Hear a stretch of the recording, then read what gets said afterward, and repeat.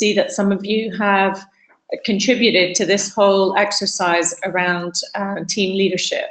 And so we're really pleased to hear that some of you are also choosing to do collective leadership, which is, you know, fantastic in the light of us looking at remote partnership, how to devolve, you know, some of the responsibilities, how to create equity in our partnerships. So you're really reflecting and moving that forward. So that's fantastic. So what I wanted to, first of all, ask is what, you know, so where are you all at? And what have you come up with since talking about this leadership of your own teams and your own organizations? Have you managed to meet? Have you got a model that's working for you? How's it all going? So who'd like to volunteer to go first? Oh. Should we select somebody then? Claire, your microphone seems to be on. Do you want to just say a couple of words?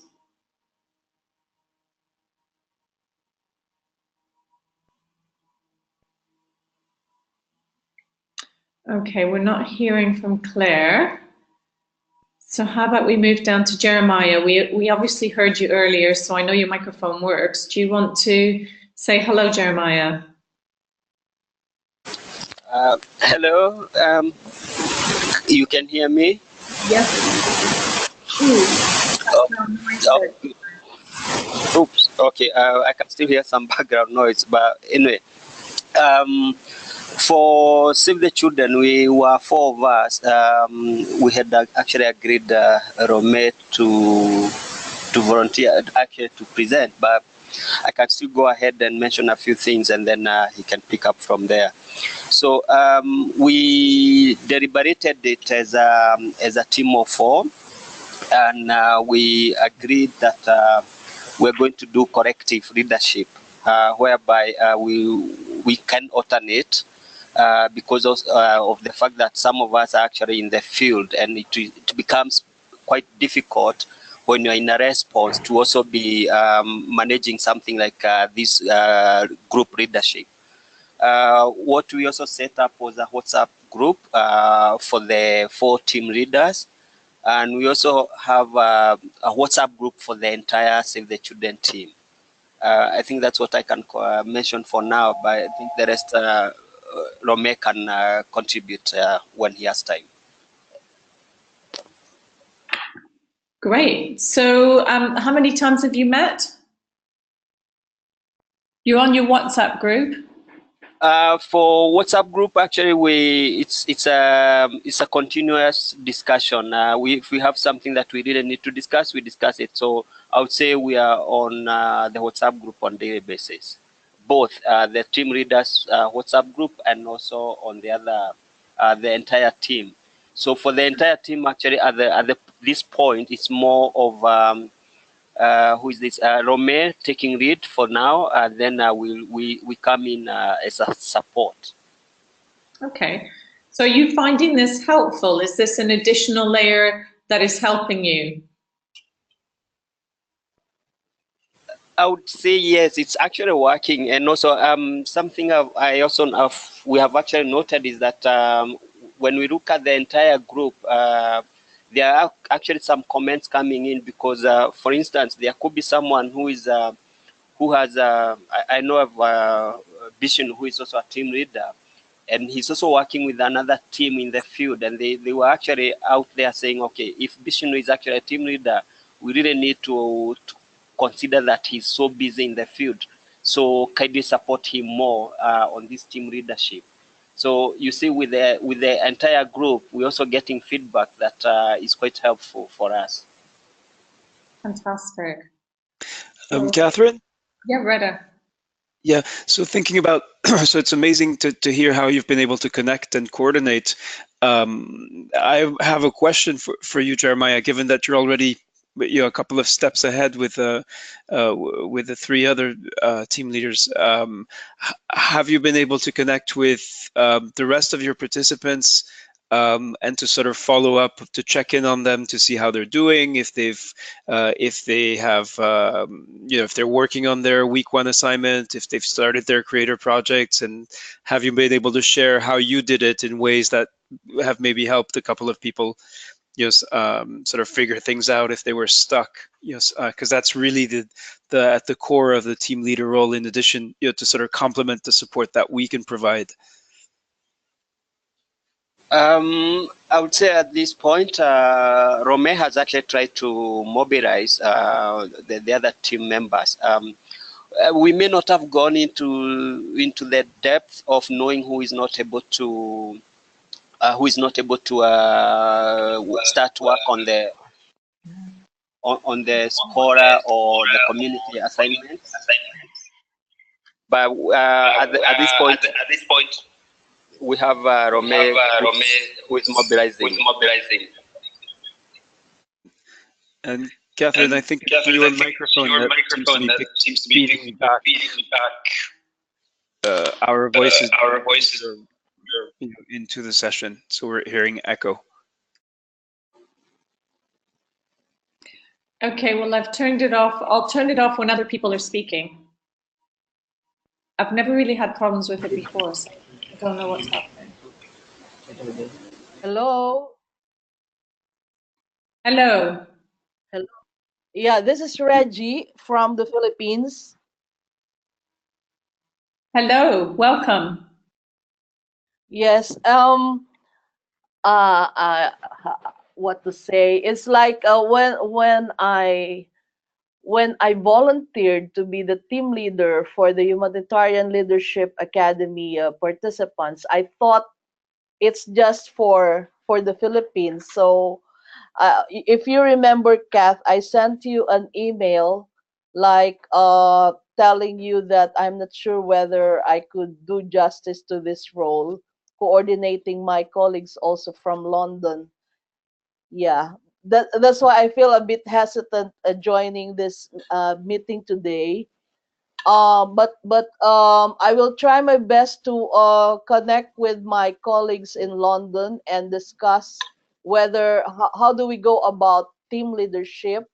What I'm doing is that, at least for my colleagues here from the Philippine Academy Center, we get to update each other, yeah, whether we are both in the office or not. And then for our other colleagues in the Global Academy office, I usually check updates whether there are a few of us who were already posted something. And I realized that, for example, before, I know that there are only 2 participants from the London office, but then I think on the second week I found out that there are already 3 from the head office, and then 1 from East Africa Academy Center. And then I'm actually keen to know whether our colleague from the Bangladesh Academy Center has started joining the program. Yeah, but I rest assured that I will find time within the week to check with them in terms of discussing team leadership. Thanks, Regina. And we don't want to add to your workload, so absolutely, that this is a volunteer position, and only if people feel it will be beneficial and add value to what they're already doing. So much appreciated that you're able to go back to your colleagues, and if someone could feed back to us and let us know what their decision is, that would be fantastic. So thank you for joining the meeting and letting us know that.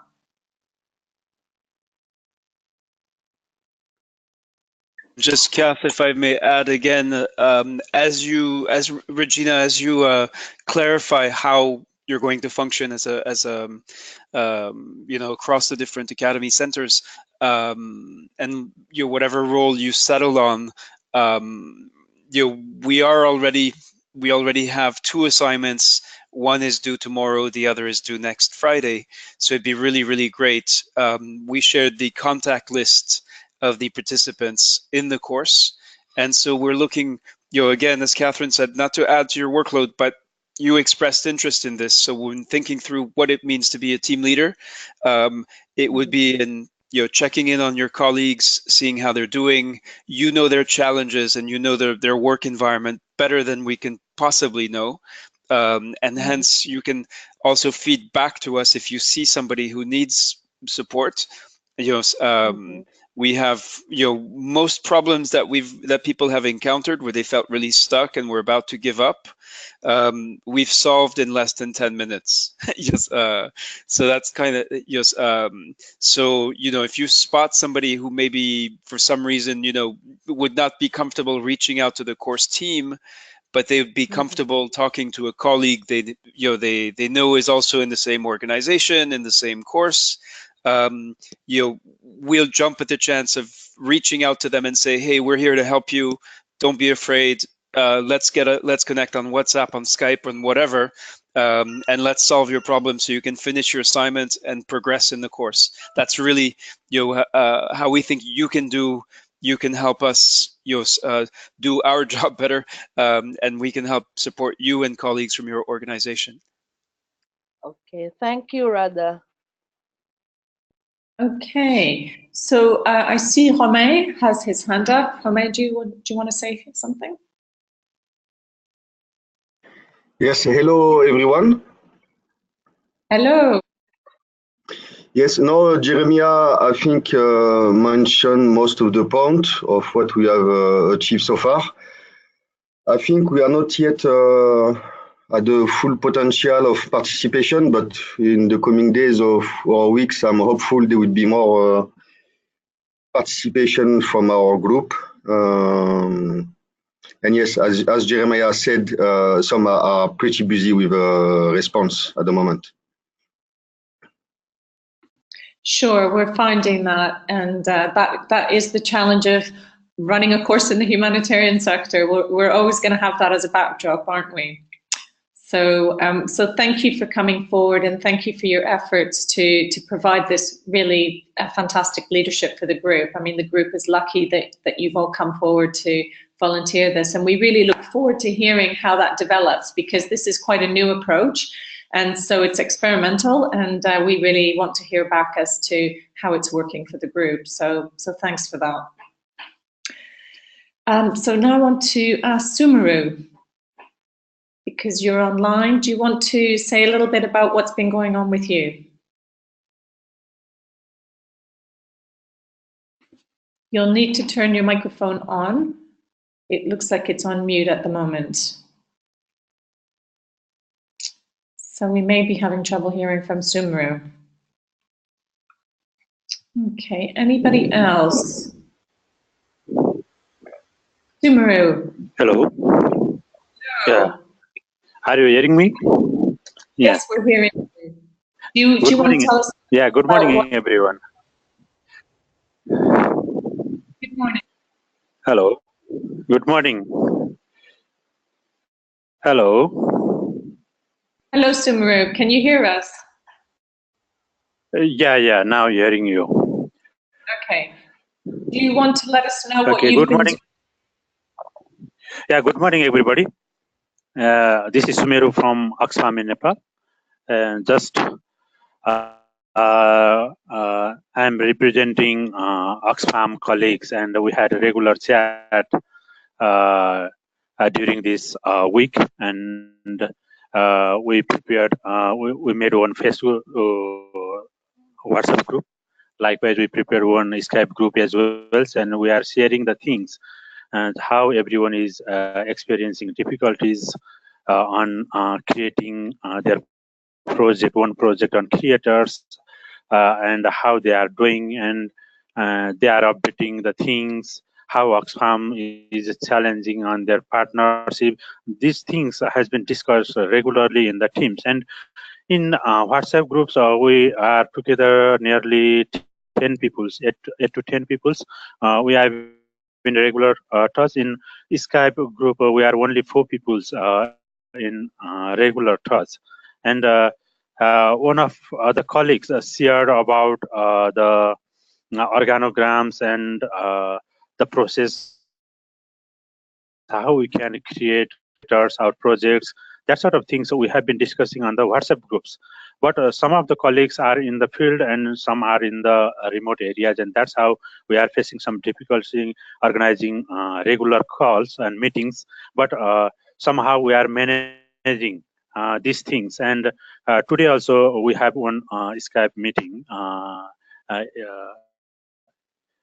as well with my colleagues from Bangladesh, and the day before, yesterday also, we had some chat in the groups, and we are sharing the things, how we could make our creators project more effective. So that's how we have been discussing on the WhatsApp and same times, and we are sharing how we are feeling about, and are you planning for the partnership plan, or what is your partnership plan? That sort of things we have been discussing regularly. Thank you. Thanks, Sumaru. Sounds like you've got a good thing going, and you're using both WhatsApp and Skype, and it sounds like people are joining in as and when it's relevant for them and when they feel it can be helpful. Okay. So that's wonderful. Thank you, Sumaru. Just conscious that we have some other people. Thank you. Thank you, Sumaru. Is there anyone else that would like to share what leadership they've been providing, or how their group's been working or not working? Anyone want to speak? And if you do, just turn your microphone on, and we'd be lovely to hear from you. Hi, Catherine. Claire. Hi, can you hear me? Yes, perfectly. Wow, okay, great. I just have a question with regards to the team leadership aspect. Now, CARE is really big, and I work for Somali NGO Consortium, which is like a program within CARE. But then we do other coordination aspects in Somalia, in different regions. For instance, Garowe, Hargeisa, Kismayo Baidoa, and Mogadishu. Now, in terms of team leadership, should I restrict myself to just working with people within CARE, or can I extend the hand to someone, for instance, from HLA? Yeah, I'm sorry, I wasn't really hearing all the conversations. So maybe you said something about it, or you didn't. But just in case you didn't, my question is just instead of just keeping it within CARE, or instead of keeping it within Oxfam, can I reach out to someone else from humanitarian leadership, or is that not allowed? Right. Well, there are no rules. If you wanted to do that, I'm sure that would be fine. What the whole purpose of this was really to break it down into smaller groups so that people could feel like there was some smaller group support as well as being supported by the larger group. So if you feel that your group is too small, or that you feel you'd like to expand it, or that you've got the space to support another organization like HLA, I'm not sure that HLA even has a support group. Maybe Reda knows. Reda, do you know if HLA already has any leadership set up for this? Yes, I think there is someone who responded. Let me, I can check that. But I think they may have sent a message. But I think we thought it might make sense for people from the same organization to sort of organize and coordinate a little bit.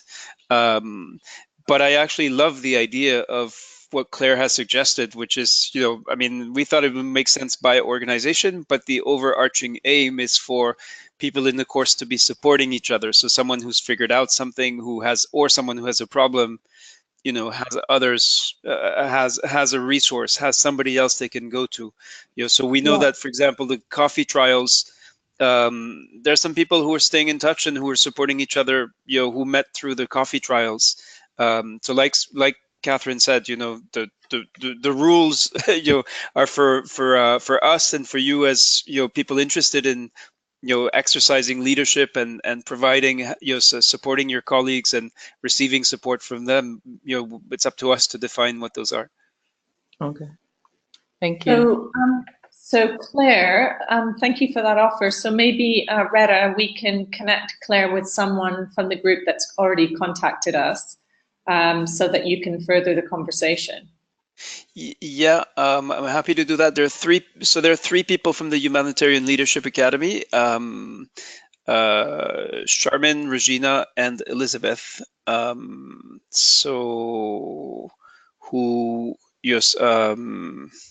Who sort of expressed interest. I think one of them has written to say that they're not actually available this morning, but that they are interested. But that shouldn't preclude, even if there is a team leader, and that shouldn't preclude Claire connecting with the HLA colleagues and checking in on them, providing support. And again, with very specific goals and very short deadlines, it's this can really make the difference. Spending reassuring and comforting and encouraging somebody for a few minutes, maybe just showing them practically, giving them ideas, on their week 1 assignment, saying, okay, if you haven't managed to make the video or the fancy creative stuff, just write up what your context is and what kind of problem, what kind of challenge you're trying to tackle for your aim, and that should take and then maybe that will make the difference between somebody giving up and somebody actually pulling through. So that's really the power that team leaders can have and can be empowered to share with others. All right, great. Okay, so thanks, Claire. Welcome. Anybody else? I've seen Mark has got his microphone on. Are you looking to say something, Mark? No, I just logged in. Hello from the Philippines. Hello. So I just heard that there's gonna be a team leader, no? Is that what you're trying to say? Hello? It's not necessary. What we've invited people to suggest leading their own organizations. So we invited anyone who was interested in providing some extra support and corralling those people in their own organization. But that was just a nice to have. It's not an obligatory thing, and it's really only for those who would find that helpful. Yeah, because the challenge as well here is to catch up, with the regular tasks, on top of the day-to-day task, in our workspace. So, but if that's going to be the case, if there's going to be a team lead in one org just to guide, the participants a little bit longer, I think that's going to be very, very useful. No? Sure. So we're absolutely not trying to add to your workloads or to make it more complicated. This was just really a way of offering sort of smaller group support where people could talk to each other, support each other, answer quick questions, for example, anything that just helps ease the week through. Yeah. No, because we usually manage time, we dedicate X number of hours for the course, but sometimes, catching up. Mark, if I can, I understand your concern. So this team leader idea, when you completed your personal profile, you were asked if you were interested in becoming a team leader or serving as team leader for your organization. So 27 people, which we thought was a really impressive number, said yes. And it was clear for them that would be on top of their commitments to the course tasks themselves. So as far as I know, I have not been sending you messages, so I'm really pleased to see that you joined, and I'm guessing you joined the group early. So just to reassure you, this is not a new set of tasks that we're asking you to take on. This is only for people who expressed interest in serving as team leaders. And then of course, the reason for having the meeting today was to figure out, what's realistic, given that you all have, many of you are working in the field, many of you are, fighting fires and have urgent priorities. And it's completely discretionary and voluntary. So we're not forcing anyone to do this. There's 27 people who said they were interested. We're now figuring out, exactly the specifics of that. Okay, thanks, Reda. Okay, so conscious that we have 2 minutes left before going into the technical session, are there any other people who would like to say something or contribute before we close the session? I think what we'll be doing is we'll be checking in regularly with you to see how you're doing. Are we planning another session next week, Reda, or will we leave it for another week? Well, to my mind, it's if now that a number of you have met here and you've heard from each other, you already have the contact list of participants from your organizations and from other organizations. So it's if going forward you'd like to meet again, whether it's at this time, because it's kind of convenient, so you can say, okay, I'm spending this morning or a piece of this morning or afternoon, whatever it may be for you, to meet as team leaders. I kind of think it should be up to the people interested in taking this forward. Where I can help is if you come back to me, if the group of team leaders comes back to me, or team leader says, I'd like to on Wednesday at 8 a.m. To do something and convene others, then I'm happy to set up the session. But you could also use Skype, or just do a WhatsApp chat or whatever works. But I'm happy to set up another session for Thursday at this same time if there's interest in sort of checking in next week. Great. Thank you, Reda, and thank you all for participating. And we will now close the session and just wish you well, and thank you for your proactivity and your leadership. It's been fantastic to see. And again, I'd like to really encourage you to reach out to your participants from your organization or other organizations. First of all, of course, make sure that you're up to date with your tasks, and that tomorrow you'll have a beautiful community assignment to in the community. And then next week, that deadline is coming up very fast for the draft of the remote partnering plan. And really, now that you've met and connected, and I'm hoping you can have a positive influence on the group in that way. And I'm just typing in, if you can type yes in the chat window, if you would like to have another session next Thursday to check in, let me know. So it would be at the same time. So if you can type, if you'd like to have that session next Thursday, yes, type yes. And if we get, I don't know, 3 or 5 yeses, then we'll do one. Okay, so we got 3, we got 4. Yeah. All right, great. Okay, so I guess we're having another one next week then. Does that sound like a reasonable way to proceed, Catherine? Yeah, that's great. Cool. So have a wonderful week. We're not leaving you because we're now going into the technician. So if issues, you may want to have a half an hour break before the webinar starts in half an hour. If you have technical issues, please hang on. If no one has technical issues, we'll just leave the we'll leave the platform open for anyone to come, and we'll wait and hear and see if anyone has any issues.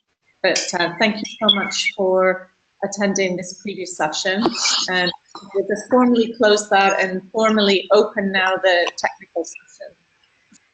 Thank you, Catherine. And it would be so great if everybody said, no, we don't need the technical support session. We've watched all the video tutorials and we've figured it all out.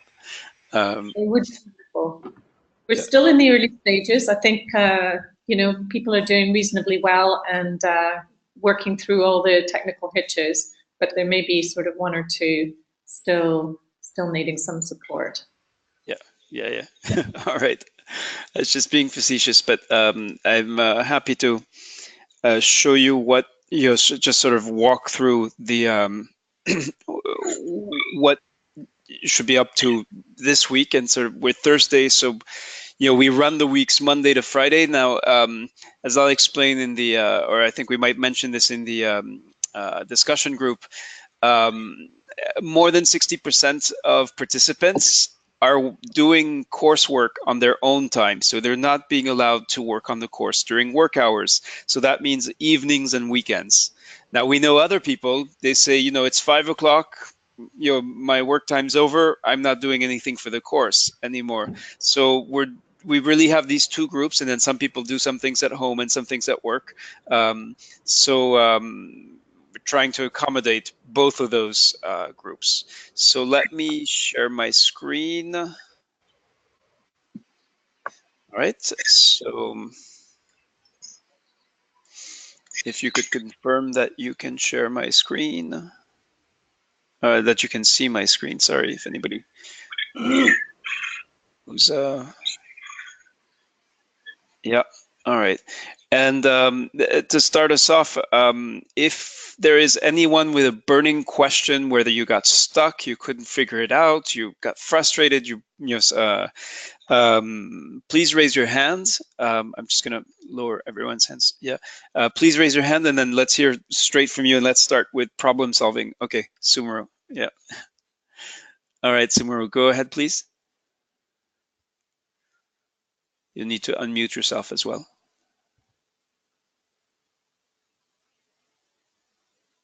Yes, go ahead. Okay, are you hearing?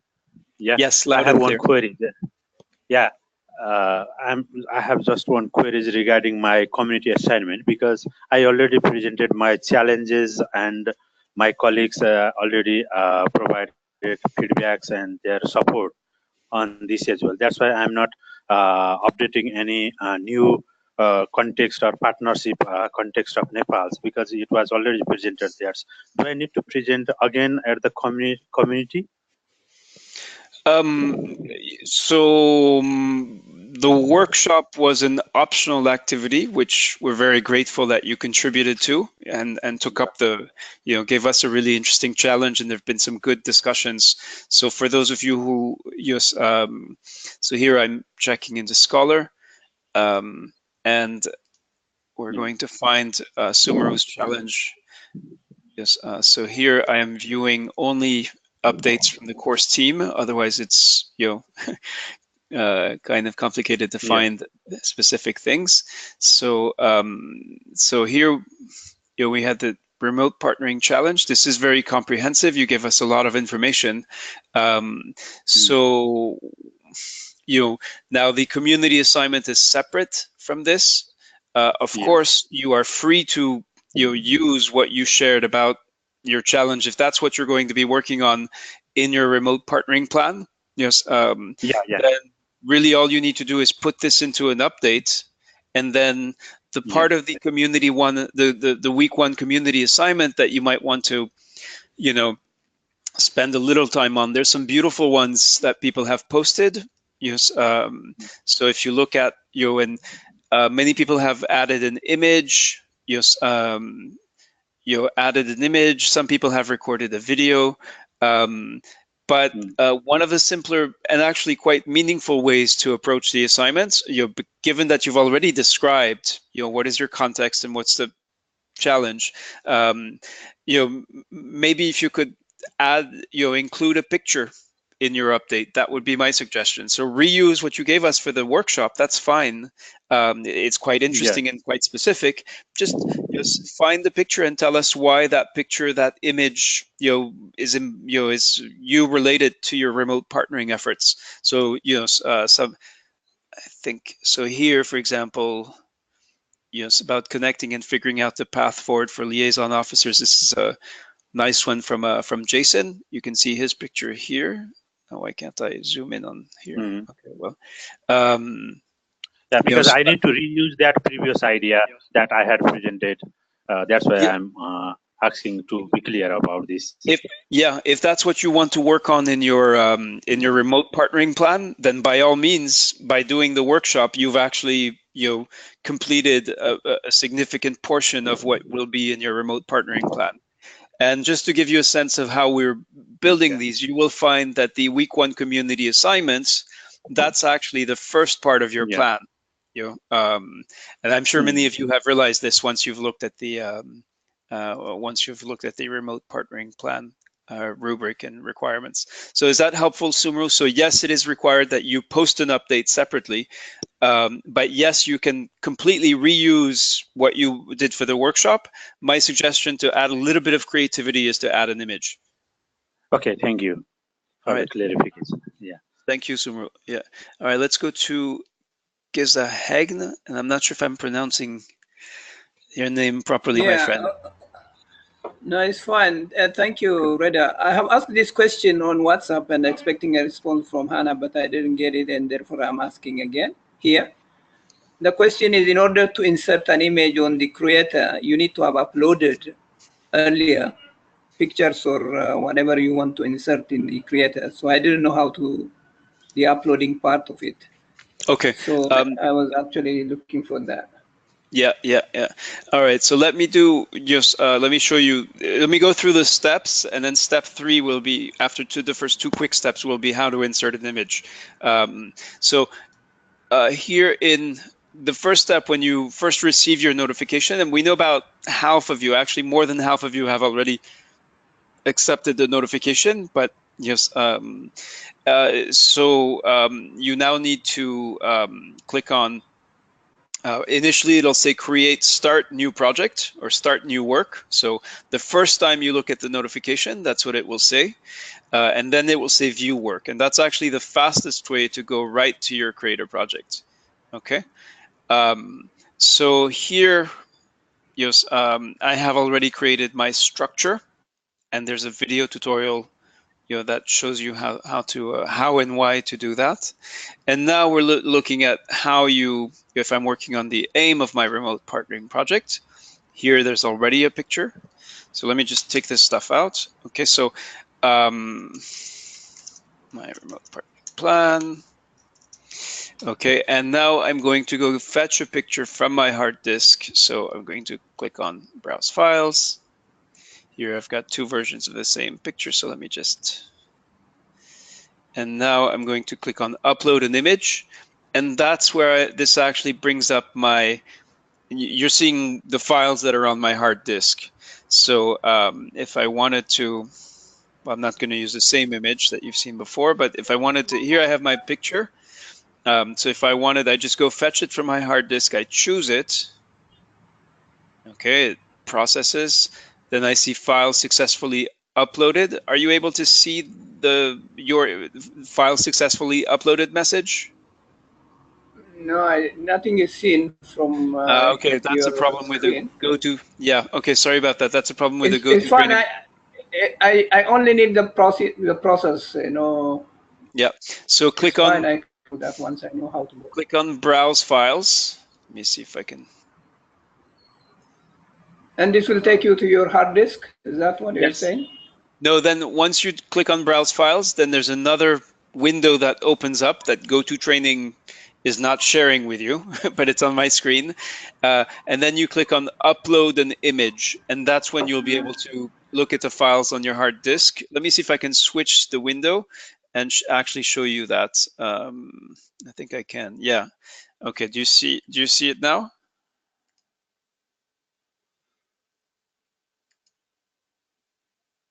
Okay, yeah. So now you click on upload an image, and you should see here. So let me try pulling in something else. Yes. Let me pick another picture. Okay, so these are the. So I've just selected it. Takes a bit of time to upload. Okay, file successfully uploaded. Can you see that now? Okay, and then the last step is actually to click on the picture I want to insert. And now this takes me back. This will close that window we were just looking at, and it'll go back to insert image. And what's changed is you can see this long link, and you don't have to actually worry about it. You just have to click OK, and then that will insert your picture. And this is Tulum in the Yucatan Peninsula in Mexico. Does that answer your question? I think I had difficulty hearing you, but I'll try to go through the steps. So the initial steps. Yeah. Oops, now I'm not hearing you, so. Yeah. Yeah. All right. So what we can do, is anybody else having trouble with this, or is there someone who could connect with Gezaheg after the session and just do a quick call and walk him through the steps? Because it,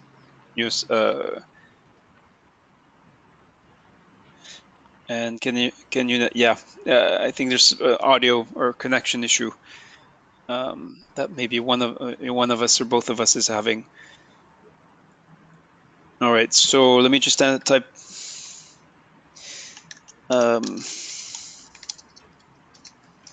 after the discussion group and workshop. Okay. Yeah. All right. Yeah. And again, living with these technical issues and accepting we're not going to be able to speak, or that I'm not going to be able to show you the window where everything that matters happens. That's part of life now. So let me go back. So here in your remote partnering plan, actually, I'm going to undo. You will see the video tutorial. There's a video tutorial about creating the structure. And let me explain to you how this is different from Microsoft Word, which we all work in every day, whether we want to or not. So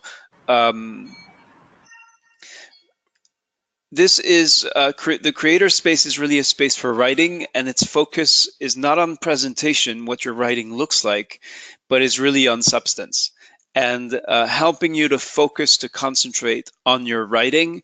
And in Microsoft Word, we spend, or some of us, spend a lot of time, doing things like, making our documents, our reports look pretty or look better, trying to figure out how to make them, how to make nice headings. So some people like to have, purple headings in an unusual font.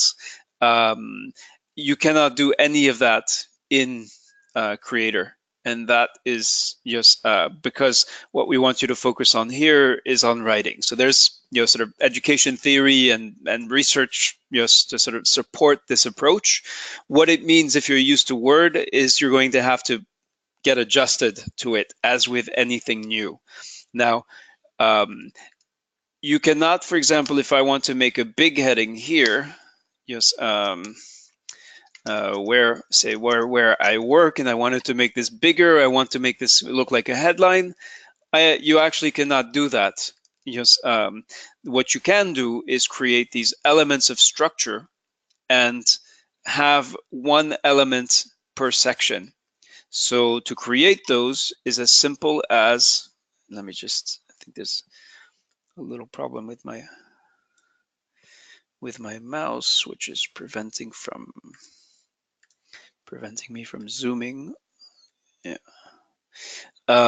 So you click on Add New, and here I've already done it because this is the account I used for the tutorial. You only need to do this once. You create a section, and you're going to call it Aim of My Remote Partnering Plan. Okay, and click on Save. All right, and that's actually to replace that one. So I'm going to delete it by clicking on the little red cross, click on delete. If I wanted to change the title here, I click on the little yellow pencil and delete. Now, once I've got this here, this actually needs to be the first section in my plan. So I move it up using the little cursor here. Reda, yeah. Yes? No one can see the screen. Oh, that's like being on mute. Okay. All right, sorry about that. We've got 13 minutes left. Can you see my screen now? Okay. Yeah. So my explanation of the biggest difference between Word and Creator, does it make sense to people? Does anybody have questions about that? All right. So follow the tutorial to create the elements of structure. You click on to create an element of structure, which is basically how you create a section in your plan. Just click on Add New. So here, I'm going to call this a new element of structure. And thanks, Catherine, and I know other people were trying to tell me in the chat, but I couldn't figure out what, yes, sorry about that. So a new element of structure here, and if I wanted maybe a preface to my plan, okay, I could move it up here like this. And then I want now this to be called preface, so I click on the little yellow pencil and I save, and if I want to delete it, I click on the little cross. Now, why does this matter and how do you work with this? Okay, so you can see that here, I've got some, some bullet points for my setting the scene section. Now, if I click on preface, all of a sudden my text is gone. So we've seen some people panic. I just spent an hour writing in Creator, and all of a sudden, your silly Creator just wiped out all my work. So what you're doing is, when you're looking at one element of structure, you can actually only see the contents of what's in that section. Again, the idea is to help you focus. If you're working on your preface, you want to focus on just that bit that you're concentrating on, that you're developing. If you're working on setting the scene, your content is still there. Scholar saves automatically. You do not need to click save. You do not need to click save as a new version. And you can always see what the last version saved was. This is useful for the saved at 1149 is useful mostly for people who work in low bandwidth settings, because saving automatically means that Scholar is constantly downloading what you're typing in, sort of in the background behind the scenes. So you need to make sure, if you have very poor bandwidth, and I mean like modem, 56K modem bandwidth, yes, you need to be careful about that then, and may want to consider some of the offline strategies that we have. And to find out what those are, just reach out to the course team, and we'd be happy to help you there. So this is the structure. I'm going to show you what the point is and how what you'll be doing actually in week 3, but what you can actually already start using now in a way. As you work, say I'm working on the aim of my remote partnership. So let me see if I can make it. Yeah, I guess I can make it bigger like this. Okay.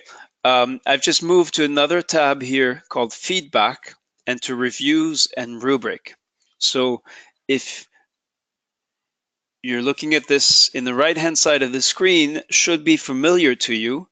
This is the rubric which we shared on Tuesday that describes what should be in your remote partnering plan, all right? And on the left-hand side, you have what you're writing, and on the right-hand side, you have the guidance for what you're writing. So if you're looking at if you're working on setting the scene, here you can immediately see what you're supposed to have in that section. You can also have the PDF download or the updates, especially the more comprehensive rubric. But if you want to keep it simple, this is what you need to do in the scene setting section of your plan. Summarize your partnering context, their operations, the roles and contributions of others, and ensure that there is enough information for the reader who initially knows nothing about your context, which is likely to be the case for your peer reviewers. So your reviewers will be using this when they look at your work, but you can also use it as you write, to actually just make sure that you've got everything in your plan that is recommended or advised that you have in the rubric. If I wanted to look at remote partnering considerations, and what you need to understand is that in week 3, your peer reviewers will be using this, and I'll now go to the second tab, and to review your work. So for example, if I'm looking at scene setting, your reviewer will be looking at your work in Creator and saying, okay, what I've now read Catherine's scene setting for her remote partnering plan. First of all, do I find that is there a scene setting? Yes. Okay, there's a section on scene setting, so it's not a 0. Does it align with the rest of the plan? Okay, yes. Does it require major or minor improvements, or is it excellent? So even if you really are impressed by the work and say it's excellent scene setting, you really get a sense of what the partnering context is, the operations, the roles and contributions of others. Your job as peer reviewer looking at somebody else's work will be to explain why it's excellent, and really be specific about that. So just saying good job is not going to be helpful to your author, but telling them more is going to be your job. And now the reason this is relevant as you're writing, and I encourage you to try it, is to do what we call a self-review. So as you review as you're writing your own work, you can go down to this feedback tab. So we were in about this work structure before, and now we're going to go in the feedback tab to review work. And you can do a self-review. So you can do this for yourself. Just look at each criterion and ask yourself, how, with respect to having an impact, how good a job, how comprehensively have I covered, and sort of, clarified, focused on having an impact and evaluation for my remote partnering plan. And you can actually give yourself ratings, and we call this a self-review, and it's a very useful thinking process to help you figure out, okay, I've got 2 days left to finish my plan. Where am I going to focus my energy and efforts? By doing a self-review, you can you can get clarity on those issues. So the basic starting point, to go back to how you start in Creator and to kind of recap, in notifications, to start your Creator project, about half of you have not started yet. You need to click, you'll see it first says create new work. Once you are in Creator, this is something you might want to bookmark. So make sure you can go back to just by clicking on in your bookmark bar in your browser. You need to create your elements of structure. So you add new and give it, the first section is going to be the aim, the second section setting the scene, then remote partnering considerations, then building your remote partnering, then the plan, and then having an impact. Once you have these elements of structure set up, your next job is to actually start writing. And here is what I'm sure some of you have already figured out. If I go back and look to the week 1 community assignment, once you've finished your assignment, you can actually take this and paste it into Creator, because you have got at least a good chunk of setting the scene and the aim here. So if I were Jason, to sort of jumpstart my plan, and is Jason with us? Yes, he is. And to jumpstart my plan, I would take what I prepared for the community update and move it and paste it into Creator. And then once it's in there, then I can start looking at the rubric, whether you're looking at the PDF you downloaded or whether you're looking at it in Creator under the feedback reviews rubric tab. And I can start looking at it and saying, okay, scene setting, summarize your partnering context. Have I summarized my partnering context? So this is me channeling Jason, and I say hi to him because I see he's in the group. Have I correctly described what's important? We don't need report content copied and pasted. We need what actually matters. Keep in mind your peer reviewers will not necessarily know your context, so you need to give them enough, but don't give them too much, otherwise you're just going to wear them out and they're going to give up. Roles and contributions of others. So let's just, and we'll actually be doing this in the discussion group. The participant presentations will be all about you presenting your Community 1 update, and then we'll be practicing peer review. So giving a rating and then explaining the rating when we start in a few minutes and once we've gotten through the initial presentation. So we've got, so basically the work you're doing in week 1 is going to help you with your Creator project, which you're also starting this week. And so you have got basically, if you finish, once you finish the community assignments, you will have finished 2 of the 6 sections of your plan. You'll be 1/3 finished with the main project in the course as soon as you have finished your community assignment. Now, you may want to go back to this, looking at the feedback and the great comments that so many of you are already receiving from other participants in the course. You may want to revise and add stuff, but the remote partnering plan can be very simple. You've got 6 sections each one of them is going to be 1 or 2 paragraphs. So think of it, your task is really to come up with 10 to 12 paragraphs that describe something specific around the specific game that you want to do to improve remote partnering. That's all it is. Now, the reason just for doing it in this very structured way is because just we're trying to help you, support you, guide you through the process, and then because it opens up this possibility for doing what you will see will be the most one of the most significant moments in the course, when you'll be receiving and giving structured feedback using the rubric to each other and learning a tremendous amount from that end of the process. So that's it for the tutorial today. Again, if you actually found this to be confusing, if this did not clarify things for you, there's a much more sort of basic step-by-step tutorial here, and it's 12 minutes. So and if you take 12 minutes to watch these tutorials, it will save you a lot of time later, with all the other steps and tasks in the course. So if you can carve out 12 minutes to watch this and then another maybe 15 minutes to follow up, we do try to build each update to the greatest extent possible so that you can complete an update in 30 minutes. So that's it for today's tutorial. Hannah is and I'm sorry he apparently missed responding or hasn't responded yet. But I know many of you have expressed appreciation for his for how quickly he responds. You can also find him on WhatsApp, of course. So I'm just going to give you that before we start the formal discussion group. Let me just, and WhatsApp there. All right.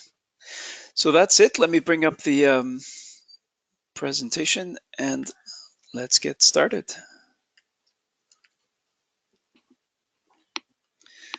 Oops, yeah, here we go. Hello, everybody. How is everybody today? Please type in where you're calling from, just so we can get a sweep of all the different parts of the world you're calling in from. And let's express our appreciation for the many organizations that you are affiliated with that are supporting the course, and remind you of the meeting structure. So these slides were included last week. We're not going to belabor them. Wow, lots. We are spreading the world. Yes, and a hi from very chilly London from me as well. We thought it might be nice to just turn our webcams on just for a short hello, just so that it just humanizes us a little bit. And just so you can actually see a few faces, so you know who's talking to you, who's answering back. Lovely. Hi, Jason, Mark, Reda, Mohammed, Emma. Wonderful. So I know not all of you have got the webcam, but if you do, we're just turning it on just as a nice touch to just humanize ourselves, so we know we're not just machines talking to each other. Makumu, hello, welcome. Yeah, this okay. Very, very nice. I'm hoping everybody's joined us. We had someone on WhatsApp, I think it was Robin, was having difficulty coming on, so I've sent her the link again. So I'm hoping Robin's been able Robin to is join. here. Robin is here with us. Yeah, great.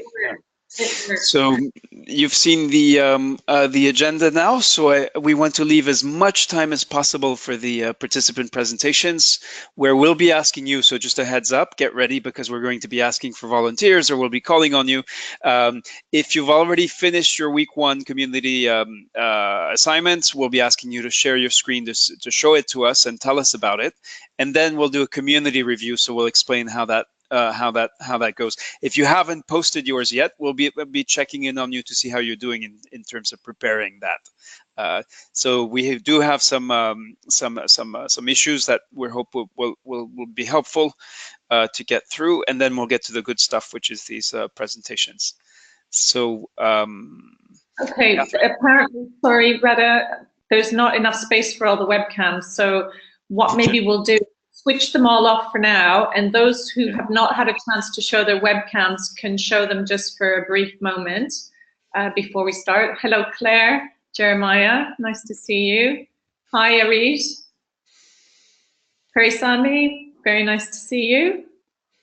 Vishnu, nice to see you. Mackenzie, hello. Wonderful. So as you've said hello, if you can switch off, because it seems like it can only take about 5 or 6 webcams. Hello, Anoop. Okay. And Malaku, Tariq, Shamnaz, hello. It's lovely to see faces. It really brings everything alive for me. And Malaku, welcome. Sumaru, nice to see your face. And Natasha, we spoke yesterday. So Gazagnan, very nice. Dennis, Dragana, hello. Dennis, Milka, welcome. Welcome, Lauren, as well. Okay, so thanks for turning on your webcams. And thanks, Dennis. We're going to start the session now. So I'm going to hand back over to Retta, but welcome. Great. Thanks, Catherine. Actually, right back to you to remind folks about how to get support, especially if you're stuck, if you're not sure what to do next with your plan or with the week 1 assignment. Catherine, what should participants do? Well, participants should contact us, and you're able to schedule a 30-minute session with us. So this week we offered ourselves up for I offered 4 half-hour sessions, and I had more people than I had time. But what I did was, in one session we had 2 or 3 people, and it worked really well. So if you are interested in a session with either Retta or myself, we're making ourselves available for a few time slots, and those are the times that we can make it available. So if you're falling behind, you're struggling, you're not sure about something, just send me an email or send Retta.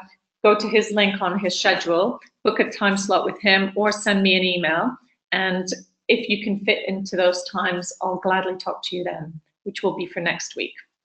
And you'll find the link to schedule with me in the materials, along with a whole host of other useful links to. So do check those out in the materials panel in the GoToTraining, and in the email you will receive tomorrow that includes the recording of the session and so on. All right, Catherine, can you? We're still receiving. We're continuing to receive some great reports on remote coffee trials. Of course, some of them are people telling us, "Sorry, I didn't manage to connect with my remote coffee partner." But Catherine, these are some of the quotes we've received since orientation week, and I believe, Catherine, you've selected one, or you're going to tell us what you especially like about these. Yeah, well, I mean, for us, it's learning as well, because we haven't run the remote coffee trials before, so it's great to see that it has worked. And for me, what brought it home was really the need, if we're introducing something new to our partners, the need to kind of give the context behind it. Why are we doing something? And for some of you, we may not have explained it enough, so that you weren't exactly sure why you were meeting with some people. And once you did, you got the benefit and you were glad to go and reconnect. But some of you were not 100% sure what it was that you were doing. So it really brings home that these fantastic new approaches are wonderful only if we actually give the context to our partners. So if we're letting people know that we're doing this just for casual meeting up and building, relationships and collaboration, then people think, oh, okay, I can relax. I don't have to do anything specific. It's just for casual, informal meetings. So for us, that was great learning. And just really hearing from people who've been able to get back in touch with each other and make the best of it. And others couldn't do it, but were able to apologize and say, look, I'm sorry, it's not possible, I'm traveling, and I'm sorry to say, but we can't get in touch. So really just keeping it personal, but also respectful to each other if people couldn't do it. And Retta, I know you picked one that you particularly liked. Yeah, I mean, I must say I'm amazed. Many people have written in to say that they're staying in touch with their, the person they randomly connected with. So this is often how we make friends in the real world, right? You just run into somebody and strike up a conversation. And I was especially pleased to see this. So I really wanted to share it. We had Bishnu and Gezaheg, who, by chance, I believe, met in Nairobi, and what they do out of the 1,000 things they could have done is they actually discussed their remote partnering plans. So just want to recognize this kind of serendipitous meeting, and really impressed by what's come out of these remote coffee trials. And we did not know. It's kind of the same with the WhatsApp group. In some cases we are experimenting, and we want to see what you will do before we start telling you trying to prescribe anything. How will people organically adopt or not, or reject these tools? So thank you, Bishnu and Gezaheg, and everybody else who's been connecting through these trials. A lot of this is another activity that is that is self-directed. We're not telling you do this, do that. We had an amazing, a remarkable number of people express interest in team leaders, and Catherine has just facilitated the first meeting of these team leaders. So we had, I think, like 10 or 12 out of the 27 who attended, and I've shared again the so this is an email from one organization's participants sharing what what they are up to. Catherine, do you want to share anything from the meeting, or do we have a team leader who'd like to share some of the takeaways very briefly? Sure. Well, if we wait to see if anyone's interested, just to say that it's been wonderful because the ones that have come forward to say they'd be happy to be team leaders, in this case with Save the Children, 4 people decided that they would be happy to be team leaders and have decided between them to do collaborative leadership, which is fantastic. Recognizing that in the sector that we work in, it is often changing and people have to go to the field, or suddenly an emergency happens. And so to disperse that responsibility between the 4 of them makes sure that there's support for the group the whole time, and that it doesn't land on one person solely to look after the whole group. So that's been fantastic, and they'll be reporting back again next week. All of the people that attended the group decided that it would be useful again to meet next week to see how they can support each other and how they can better support their own groups. And we've been stressing that this is not in addition or wanting to add any workloads, but just really helping to break down into smaller groups that might be more easily supported by each other. And being peers in the same organization can add the value of you understanding each other's context and understanding each other's organizations. Yeah, and I just want to add again, the team leader's job, is to support people in their organizations, figure out how to improve that, and feed that back to us so that we can do, we can really do the best we can. The context internally of what people in your organization and other participants, if you know them or if you've just met them, and that's how we're hoping to provide as much support as possible with your inputs. Great. So we ended up getting, it was really, it took a while, but we got over almost 50 responses to the Orientation Week feedback questionnaire. So I really want to emphasize how important it is for everyone to participate in the questionnaire. Whether you're disgruntled or whether you're perfectly happy, we need to hear from you for us to know that you're feeling this and for us to follow up and make improvements. You'll find in the materials the comprehensive summary of everything you told us in the questionnaire, but Catherine and I challenged each other to pick just one slide out of the, I think it's 24 in the feedback questionnaire review, and to share why, to explain why we thought this slide was especially interesting. Thanks, Rita. So my slide was how we share instructions and updates with course participants. And what I liked about the feedback was just the diversity of responses. So for what worked for somebody, the email updates being really useful, and email communication really useful to get details. For others, it was too many emails and info coming in at the same time. Some people preferred getting one email with all the information, whereas others liked the reminders, liked the alerts.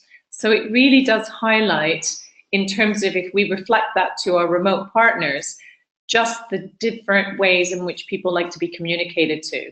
And so we need to find a happy medium where we recognize, okay, let's limit the amount of emails in order that people don't get flooded, but also let's also recognize that for some people, the alerts, the updates helps people to feel like they're on top of it. And so for me, it really helped to bring back the need to vary our communication styles, and also to make it aware for people that actually you can choose the methods that work best for you, and then, you know, opt out of WhatsApp group if it doesn't work for you, or opt out of Facebook. This is a new mode of communication I'm creating here. So yeah, it was really just a genuine appreciation for the diversity and our need to recognize that as partners. Yeah. And how about yours, Reda? Thanks, Catherine. Yeah, and on this issue, it is, you know, we try to provide, we don't know what the best way to reach you is, and each person is different, each organization is different. So we do try in Orientation Week to provide as many ways as we can, so we can get from your feedback a sense of what you're comfortable with. Starting in week 1, everything now happens in Scholar. And that's, you know, it's that simple. You're now in Scholar. This is where everything happens. This is where you need, this is the only tool, you know, aside from GoToTraining. And the WhatsApp group is a direct line to the course team and to other participants that your use of the WhatsApp group is discretionary. I picked the slide on learning time because only one person reported spending more than the amount of learning time per week that we announced. And nevertheless, more than a third of you considered that was more than they expected. So I'm not sure if that was because it wasn't clear that orientation would be, you know, a set of activities, you know, would include a set of activities. But I thought that was interesting for a couple of reasons. In previous Scholar courses, we always have a good sort of 20–25% who spend sort of more than 7 or 8 hours each week. And that's sort of above and beyond, typically because they have different kinds of challenges and difficulties that they're facing. But this, to me, shows this is an incredibly sharp group, you know, and it was a pleasure to see this, this coming out in the feedback. Of course, I know that many of you are feeling overwhelmed, stressed by the course. I can tell you that for adult learners, that is completely normal. Yes, you've taken on, you committed to taking on something on top of everything else you do, and I don't think many of you would say you had, you know, sort of an hour or 30 minutes even a day sort of in your calendar free every day. You're probably struggling to find that 30 minutes.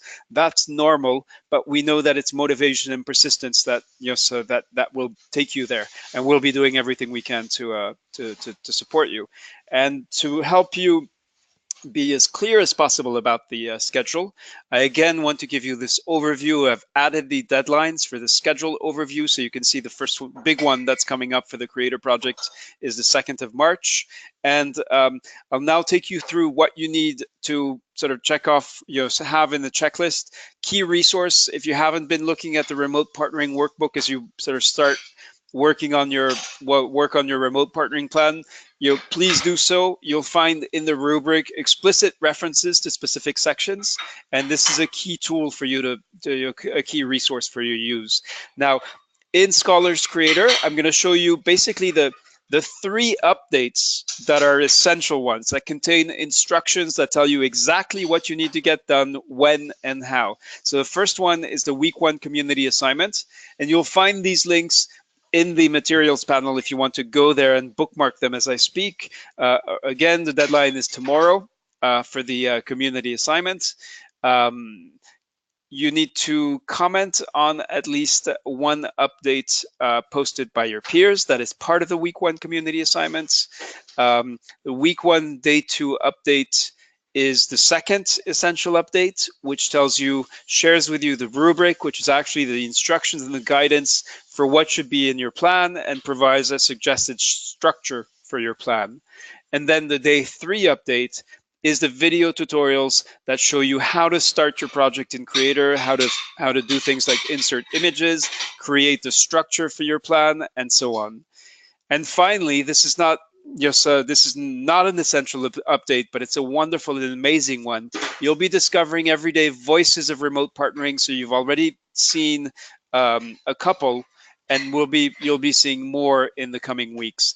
In the slide deck, you'll find once again the week-by-week breakdown. But I want to make a pause before we go into the participant presentations with the poll to get a sense of how you are doing in week 1. So you should see now on your screen, how are you doing in week 1? And if you could check off all of the options, yes, so we know we get a sense, a feel for how you are doing. Okay, we don't have anybody who's, oh, okay, we have somebody lost or confused. I was worried that, yes, okay, so we have a third of people who have voted, and yes, you just need to check the boxes that apply and then click submit if you can. Yeah. Okay, half of you have clicked on submit. And again, this is completely informal, and it's to get a feel for where you are at. All right. So, and don't forget, you're one of the ones that is pushing I am lost and or confused. Book in a session with Reda or myself. Right on. Yeah. All right. So we still have around 20% of folks who have not checked. Okay. Yeah, we're down to 15. Come on, if anybody else hasn't, yes, hasn't done it. If you have a reservation about it, send us a message. You can click organizer and just say, no, I don't feel like answering a silly poll. Yes, maybe also that on their phones, Reda, as well. Some people might be participating on their phones. Yes, indeed. So, all right, we've got 87%, so let's share the results. So a third of you have posted your week 1 community update. Another 40% are working on the update and will post by Friday. 1 in 5 of you say you're working on your update, but you need more time, and a quarter of you have started your creator project. So, and 15%, 1 in 8 are lost and confused. So we'll definitely be, yes, following up and keeping that in mind in terms of how we provide support in the coming days. But the update, again, you do have the option. If you're short on time, all you need to do is create an update, type up a few sentences about your aim, a few sentences about your context, and that's just that's all you need to do. I see a question from Sam about what the creator project is. So I'm not going. The creator project is your remote partnering plan. It's the main project you'll be working on throughout the 4 weeks of the course. The deadline for submitting your draft is actually just next Friday, the 2nd of March. So yes, if you have not read the instructions and guidance and tutorials, please do so as soon as you can. All right, great. So let me go back to sharing my screen. This time I'm going to be careful and ask that you confirm that you can see my screen before I go on. Yeah. Yes. Okay, great. So here we're going to do participant presentations just as we did last week, where we asked for volunteers, but we're adding community peer review. And this is, again, what you're going to be doing in week 3 in Creator in a very structured way. We gave you in the community assignment a whole bunch of questions to answer for your context and to define the aim. And then if you look in the rubric, you will see, if you haven't seen the rubric yet, do download it from Scholar as soon as you can. This is what the rubric says about the aim. So this is the full version of the document, not the abridged version. You may choose to use the simpler abridged version, that's fine, but here's the full version. And below you can see the scores between JOSA 0 and 4. And then here the same for setting the scene. And you can see that there's a correspondence between the questions that are asked and then what you're being asked to do in your remote partnering plan, and in fact in your week 1 community assignment. So in the community review, we need a courageous, a brave volunteer who will step up and will share their update. We'll go and find it in Scholar, and I will share it on my screen, and then you'll have 3 minutes to tell us about it. And then keeping in mind, you should have the rubric by now. Please open it up or look at the slide, download the slide deck and look at it there. What we'll ask everyone else to do, other than the presenter, is to, in the chat window, type the rating that you would assign for AIM and setting the scene. So the first number will be AIM, and the second number, the setting, and then we'll call on participants to explain why they gave a 3 or 4 or whatever or 2 or whatever the rating may be. That's the important part, which is about sharing your constructive ideas, insights, and experiences with the partner. So because it's the first time we're doing it, the first thing we need is a volunteer. Otherwise, I'm going to pick there's so many brilliant updates already. Yes, Dennis? Okay, so if you can use the raise hand feature.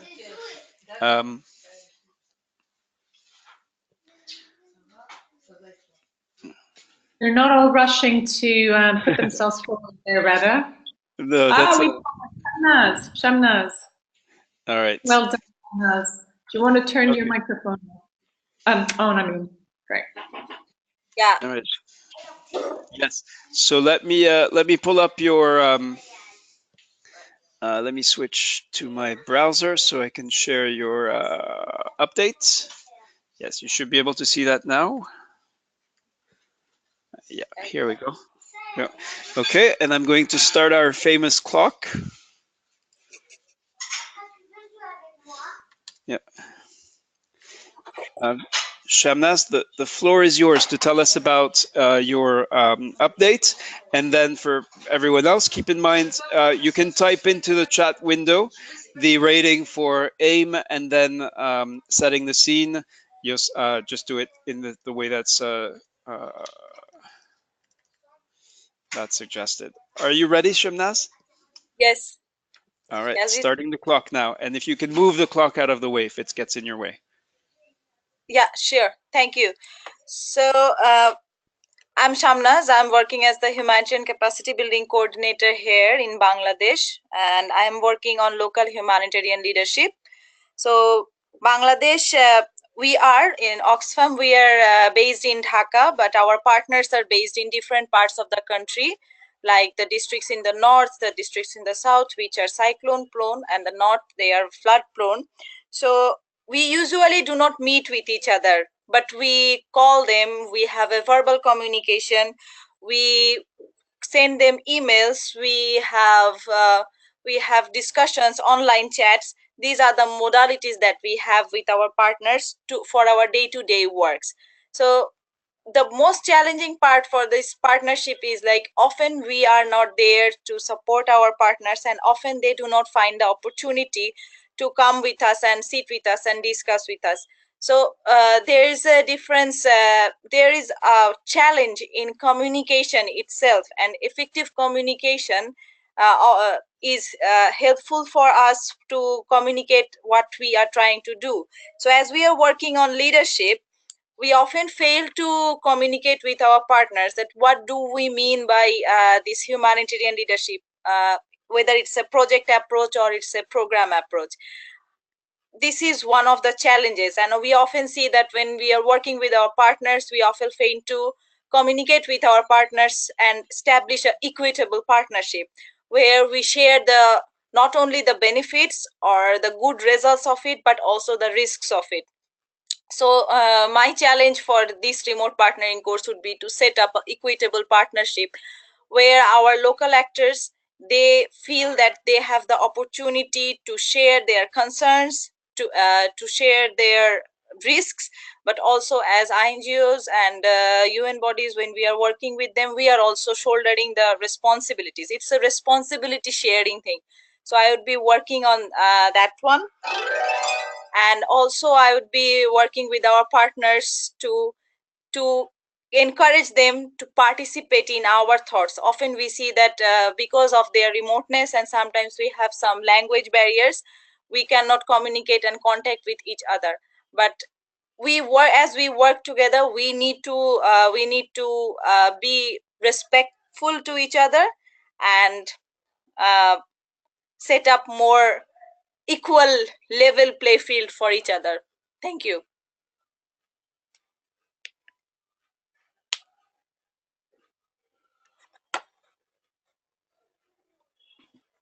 Thank you, Shamnaz.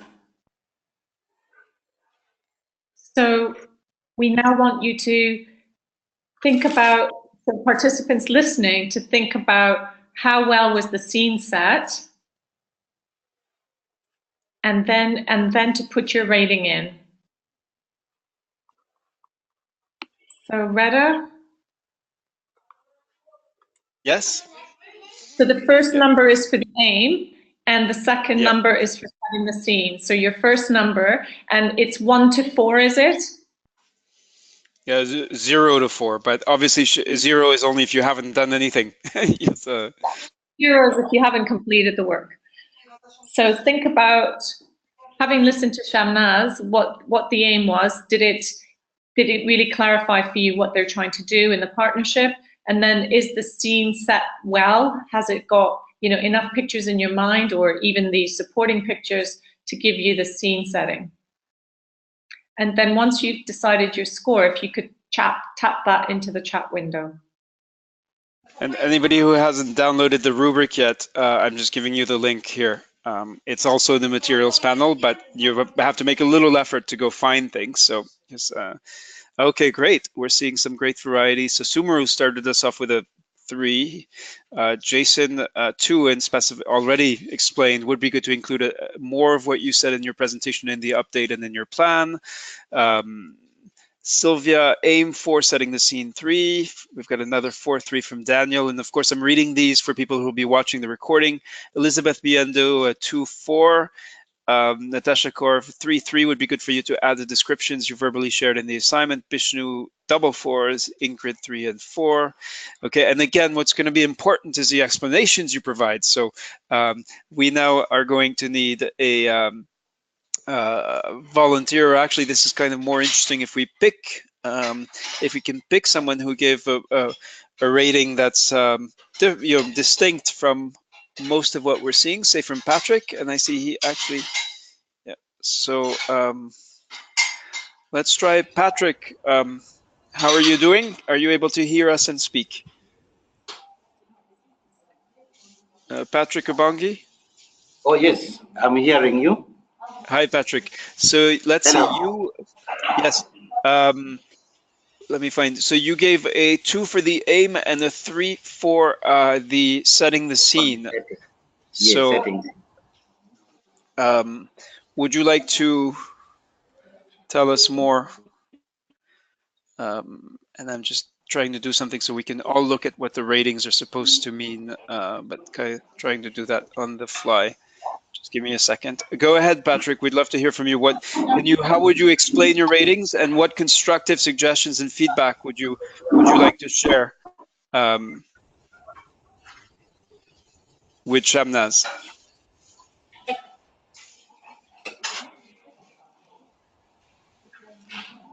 Patrick? Hello, are you getting me? Yes, loud and clear. Yes. Please go ahead. Please explain the ratings that you shared in the chat. Yes, the two my rating for 2 on aim basically is as a result that I'm still understanding the process, and I thought that there's still some room for improvements that is required on the aim based on the update. And then for 3, because I think the setting of the scene was a bit clear for me, basing on the context, because we're implementing the project in similar context. So I gave those ratings based on similar setting locations of our project implementation. Okay, thank you, Patrick. But all right. to be very honest, I'm just getting myself into this process, and it's quite difficult to understand even how to rate these things. but I'm looking at experiences from others, and I think it should be learning. Yes, yeah. Thank you very much, Patrick. And we realize this is a new way to, I mean, practicing. We give and receive feedback all the time. We seldom get the opportunity to actually practice doing that. And again, recognize Shamnaz's courage for stepping up and exposing herself to these ratings. I see Magloire Ballet, who has had his hand raised for a while. Please go ahead. Can you hear me and can you speak? And if so, can you briefly tell us? And this will be no, sorry, it was a mistake. It was okay. A mistake. I was trying to tape something. All right. Okay, I see. I completely missed the fact that we are now 3 minutes over time. So thank you to Shamnaz. Thank you all for being present today, even though your most urgent task is to finish the community assignment and get started with the Creator project.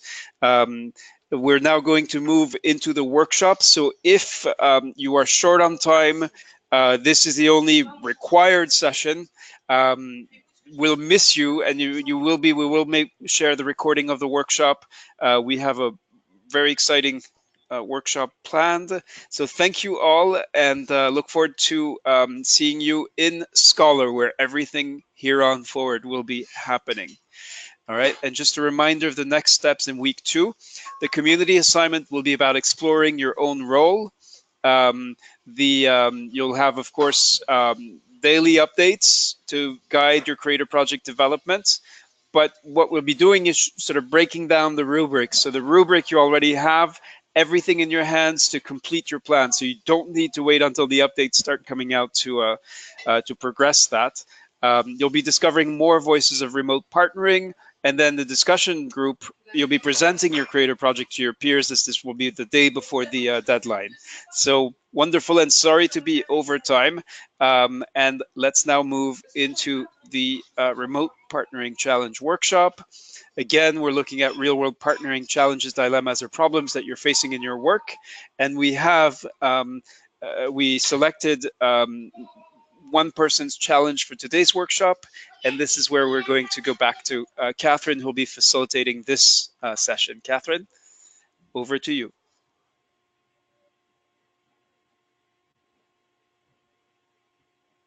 And you'll need to unmute yourself unless you're having a technical problem. Sorry, okay, great. It always has to turn the microphone on.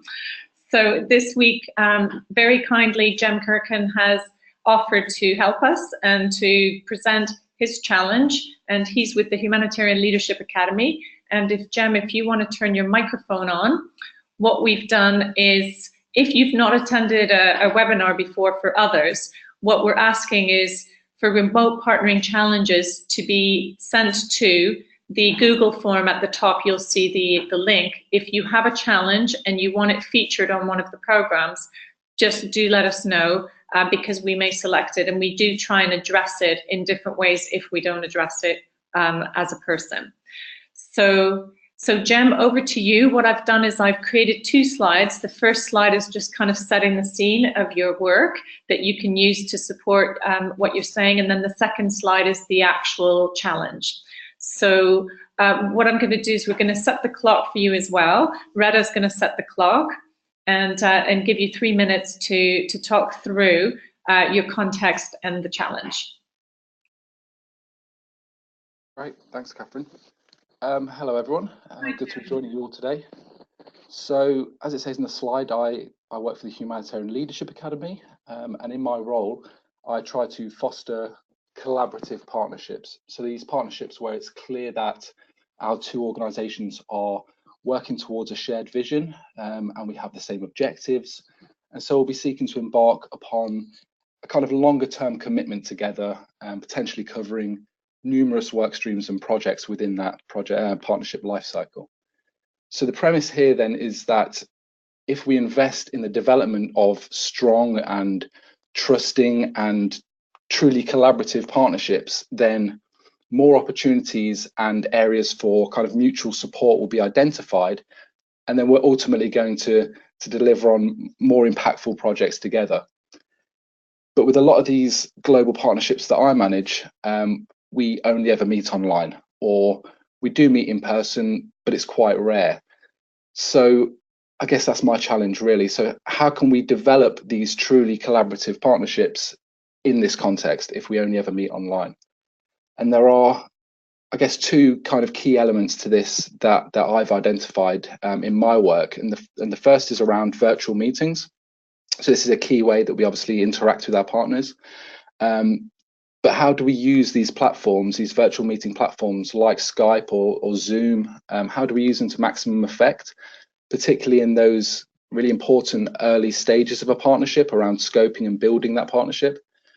I mean, I've personally really struggled to find the right format for this, the right structure for the meetings, perhaps a facilitation style that works and really provides that space for interactivity and perhaps a bit of spontaneity and creativity in those discussions.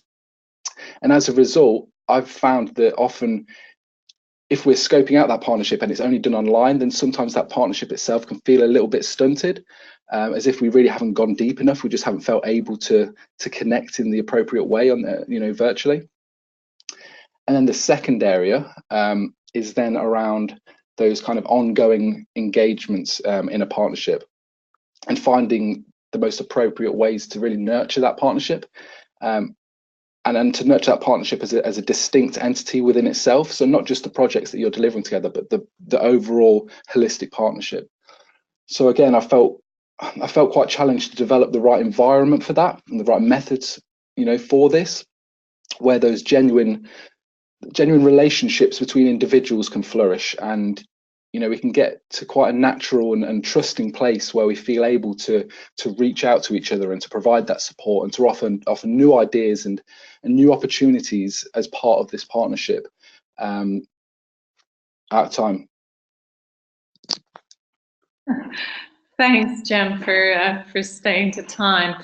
And thank you for really laying out the context and challenge really clearly. And I think it probably reflects what many of us in our partnerships have struggled to do. We have time constraints, we have partnerships where, we may have joined them at a particular time, so they've been going for some time. We may not always be in the position of being able to start them ourselves, but it sounds like you've got an opportunity to actually really start to co-create those partnerships from the beginning. Am I right? Yeah, that's right. I mean, there are some where they are handed over, certainly, but from colleagues who've perhaps helped in that nurturing stage, and then they've been passed over, or perhaps if members of staff leave and there is a long ongoing collaborative partnership, then it's trying to pick that up, and in a sense, the relationship is almost being built from scratch, at least on the individual level sometimes. Sure. Okay. So I am going to just say a few things, but then I'm going to go to the participants because I know that they will have also some great ideas of what could be done.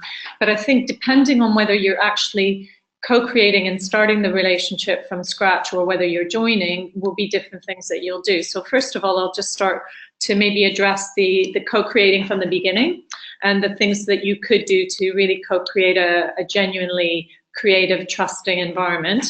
And then go on to how can you do it when you've joined a partnership that's already in motion.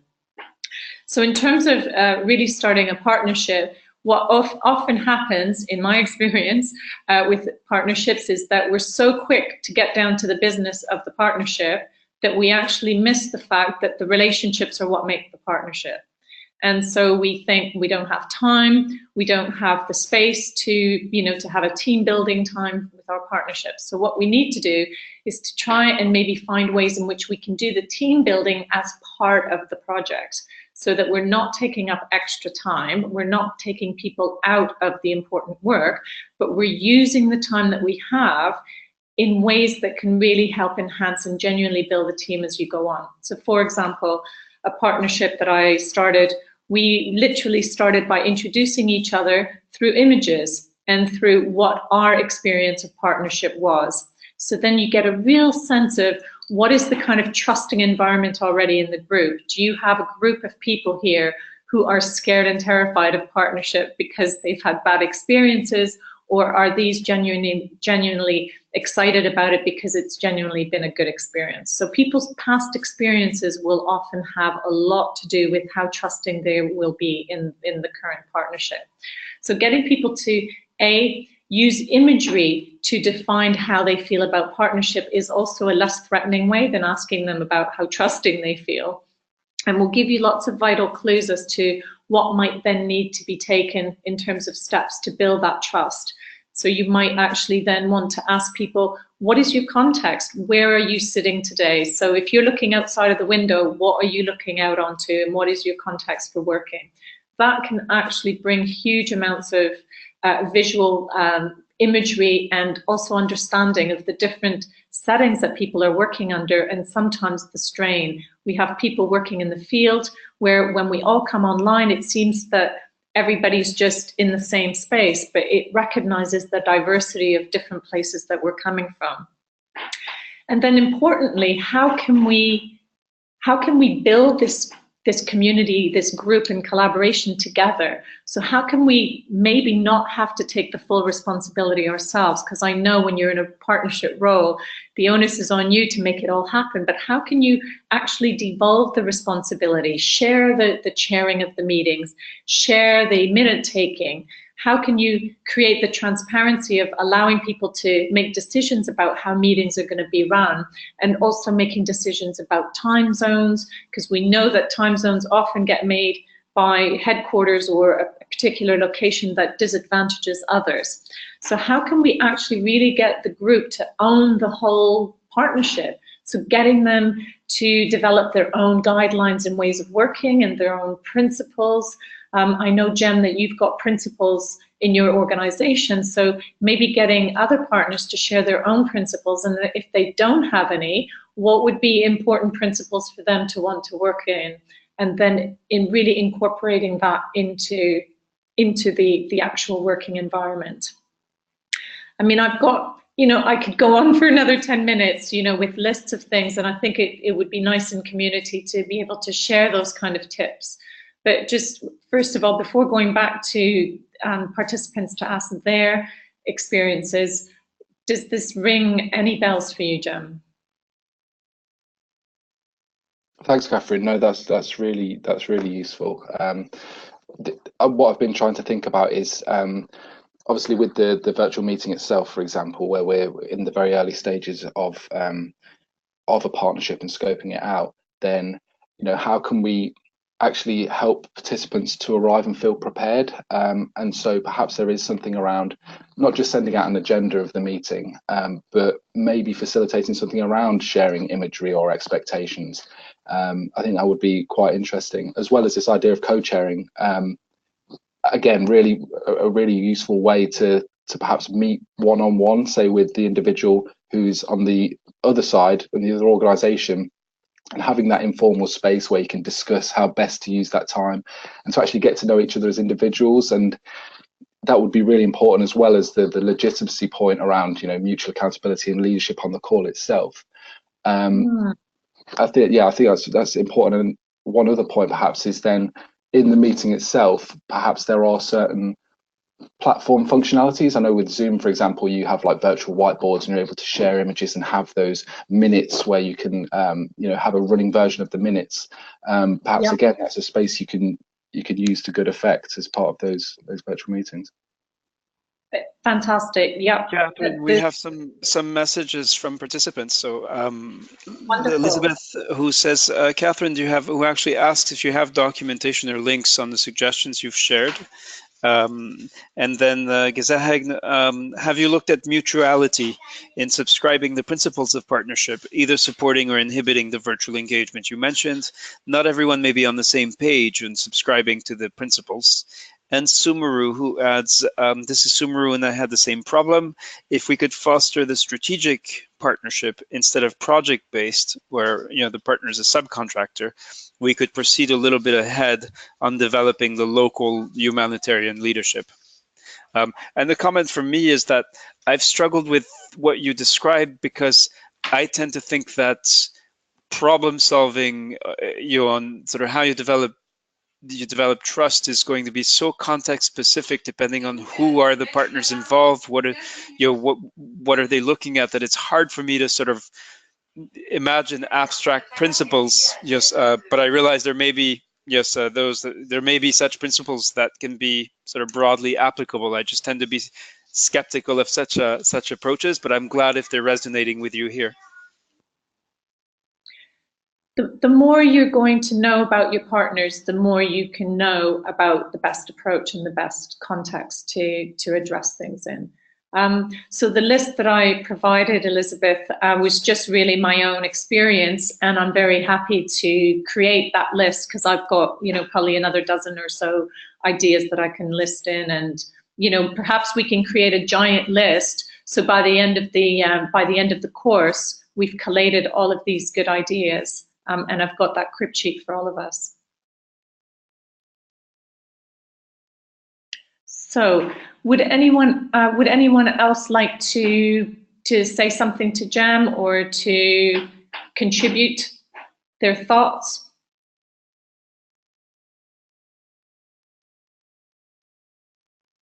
I think just from some of the comments that have been made around the principles. Completely agree with Gezahegn that not everyone is on the same page. Some people don't even know that there are partnering principles. So even in a simple way of addressing the need to have that, whether you've been working in partnership or not, and I never did get to saying that if you're joining a partnership that's already there, this is a perfect time to actually conduct a review about how everyone is finding the partnership. How is everyone, is everyone getting an equal voice? Are we only hearing the loudest voice in the meeting? Are we allocating specific time for everyone to be able to partake? And, if somebody mentioned introverts and extroverts, are we making time for the introverts to give them time to go off and read things before commenting, and not expecting people to read documents 5 minutes before the meeting and then commenting? Thereby leaving only the loudest and most extroverted people to carry the meeting. So all of those things can actually really help. And also a new person coming into a partnership can also inject that freshness and that idea that it is a good idea to do a review and to check in as to what could be improved, what could we do to work more effectively. And most of the engagement problems that happen in partnerships are usually because one person's carrying the whole responsibility. And more often than not, when people actually are sharing the responsibility, you find that they're much more alert at meetings, they're much more present because they're contributing, they actually are playing an active part. So they're not just passively listening to someone speak and instruct and update. Yeah. So we have a comment from Mark, who says that is the concern if people don't talk in a face-to-face partnership. How much more likely is it that they're going to talk remotely? Or yeah.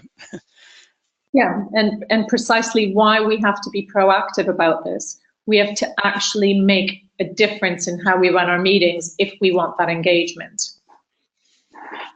And if those people who really don't want to talk, and you're working remotely, you could get people to actually put things in the chat. If they say no comment, don't want to speak, then that's fine too. We don't want to force people to speak who don't want to speak, but we also want to ensure that we give everyone equal time. We all know the situation where we've been in meetings where you're desperately trying to say something and there's so many people competing for time that you often just give up. And you sit back and think, oh, well, I'm not going to bother because there's just so many people waiting to compete, and that it's not even worth it, because when you finally do get your comment in, often it just gets drowned out by the other comments that are coming through. So how can we find a way of really validating people's contributions? That is one way of really increasing engagement. And Bishnu, mutual understanding, respect, responsibility, sharing, all of those things really key to helping people feel valued, to have their voices feel valued, and for them to feel that they own the partnership, that they're not just being carried by somebody's agenda, but they really have a voice and an ability to influence what's going on. So we have more comments from Bishnu, mutual understanding, respect, responsibility sharing, ownership. From Patrick, market is possible, remote could offer alternatives where they cannot fully express themselves.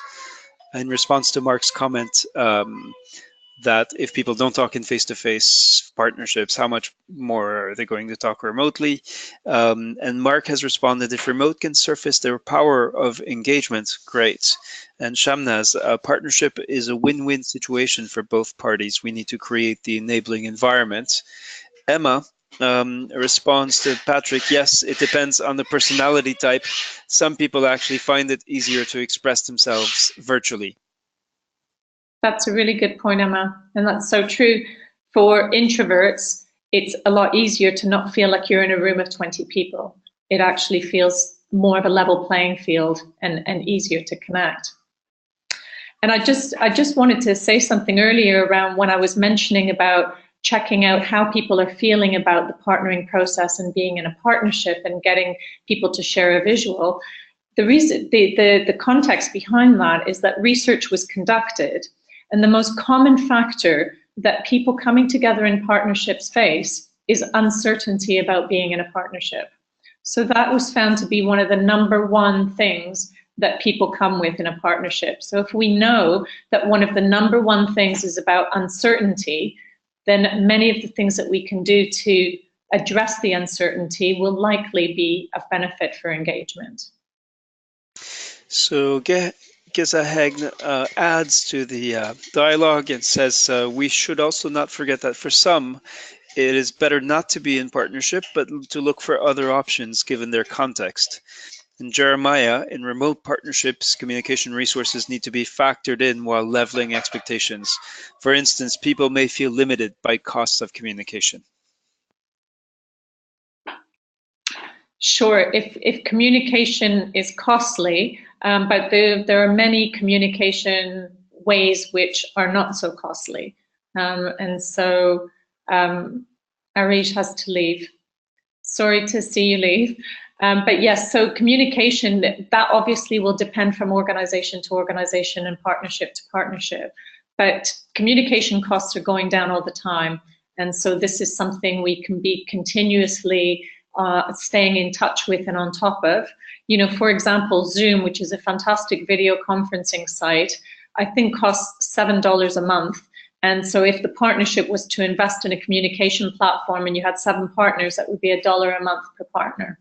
So you could also look to share the costs and not have to shoulder the cost yourself. So there are many, many other communication platforms that could be looked at. And Skype obviously is fine if you've only got a few number of people, but the more people you add on, then it can affect the bandwidth. So it is about finding the things that will work and the affordability factors brought into whatever partnership you're in. But I just wanted to give an opportunity to Jem to just pick out some of the things that you've got from some of the people that have been inputting, just some of the comments that ring bells for you. Yeah, thanks. I mean, there's loads of great ideas coming through. I mean, in terms of the ones that are jumping out at me, I think this question around maximizing and promoting participation is always going to be a challenge. And I guess in terms of my own reflections on how I've tried to facilitate that in the past is, I mean, for a start, I mean, keeping the group as small as possible. Usually, if it's a virtual call, you know, it can be less intimidating that way. There's more space for people to feel able to contribute, and you know, there's not a risk of people talking over each other and that kind of thing. But then also, I mean, outside of the virtual meetings, can you promote those more informal kind of touch points as well, with more of a personal touch, even if it is, you know, a Skype chat, or you know, or maybe even WhatsApp if you're at that level of familiarity with individuals in that partnership. And also quickly as well on the principles which are coming up. So in terms of in the academy, we have some principles which may have, you know, some resonance for people, which is around mutual benefit, equity and empowerment, and accountability and transparency. Which, you know, they make sense to everyone. I don't think there'll be much disagreement that they are right for collaborative partnerships, but of course, putting them into practice and making sure they're always in mind is certainly something that's, you know, can be a bit of a challenge you need to keep reminding yourself about. Sure. And then, but don't put it all on yourself, Jim. Get others to say, you know, put it out to the group. So how could we embed these partnership principles in practice, and then get ideas from others, and not have to shoulder the entire responsibility yourself. Definitely. And then just the final point, also one thing you mentioned, Catherine, was around checking in. So again, I've kind of experimented with different methods around this, where you do check in on the partnership through key points.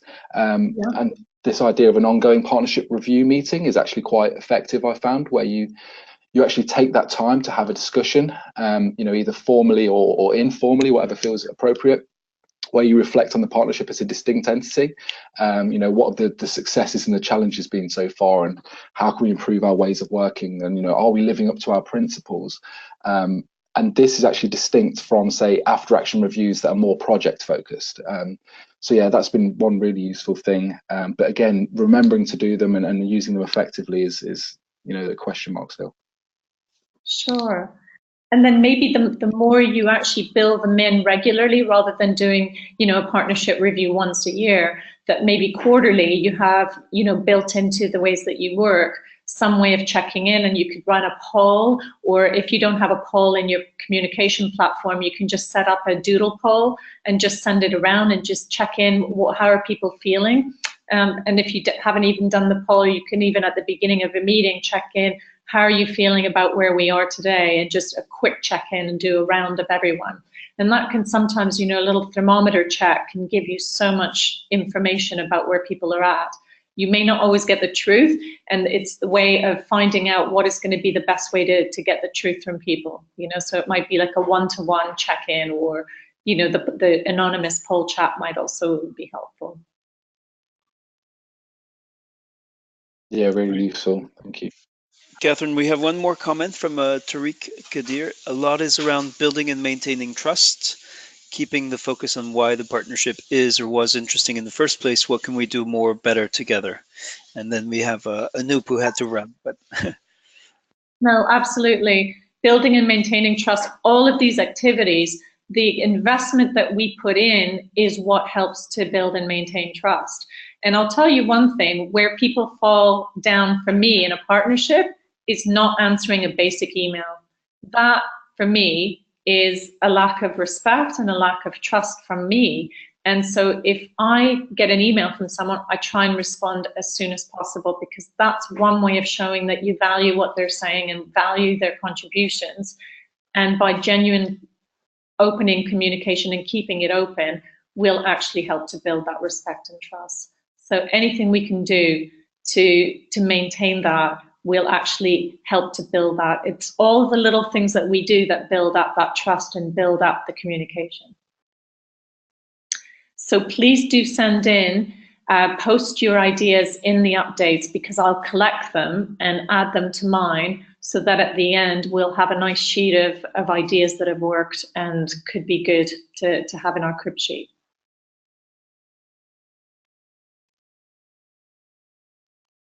So we are running out of time. So I just want to get one more comment from Barbara, who says she was actually listening in her car, so she couldn't participate. And Barbara is a member of the course team who's helping us with different things. Yeah. And she says she's so impressed with everyone's participation. So as an observer to the course. And Patrick says, I like the build trust topic. It's what I have been struggling with local actors.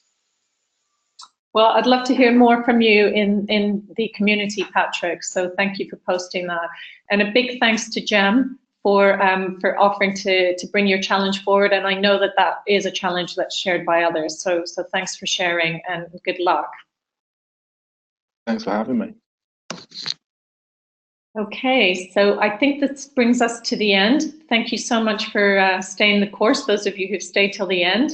And this, for some of us, ends a 2-hour extravaganza. So it's been great having you on board. Love your participation and keep it up. And good luck with all of your work and getting your completed updates for tomorrow and starting your creator projects for next week. Reda, do you have any final words to say goodbye? Yes, I kept sending messages to Kath about how this was like the best course ever, seeing the community updates and all of the tremendous amount. Yeah, I was skeptical that you could include sort of in the guidance, please be creative, and that people would follow. But I think we just have a group with a tremendous amount of creativity already. Yes, and in most cases we try to repress that. Yes, and here I hope you're enjoying as much as you're enjoying producing, at least as much as I'm enjoying looking at and thinking about the stuff that you're sharing. So thank you. I also have more pragmatically in the chat a couple of requests for more about Creator, and one person even asked, what is the rubric? So, again, the answer to those questions really resides in checking in at least once a day to see what new updates have been posted by the course team. But I'm happy to take, if there are people, if you could type yes in the chat window if you'd like to stay on. I already did one tutorial session. I'm happy to do another quick one, let's say in 10 minutes. So if you'd like some more help, just type yes in the chat. Even if there's just one person, I'll stick around. If not, then we'll close, then this, we'll just leave the group. Anybody? I think it was, I forget who it was who actually made that request, but and they may be gone from the session already. Okay, so if there is no need and you're all doing great with Scholar, okay. So what we'll do, Gesaheg, is true. I was thinking of contacting you individually, but then I'm gonna have that same problem showing you the missing link. Okay, and Mohammed. Okay, so great. Have a wonderful afternoon, and do keep in mind those deadlines, especially that March 2nd one are coming up. Those come up very fast. We know it's a struggle to schedule time, but just think about it. 6 points for which you have to write your short summary to, and you're done with a Creator project, and you can move on to the good stuff, which is discovering everybody else's projects with peer review and giving and receiving feedback. Great. Thank you, Catherine. Yeah. Thank you. Would you like to turn your microphones on to say goodbye? So bye, everybody. All right, let me actually, yeah. Goodbye. Bye. Goodbye. Bye. Thank you. Bye, everyone. Bye.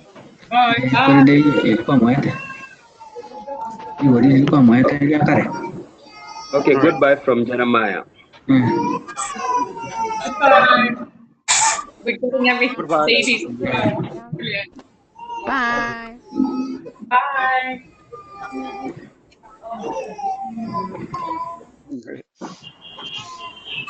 All right. Okay.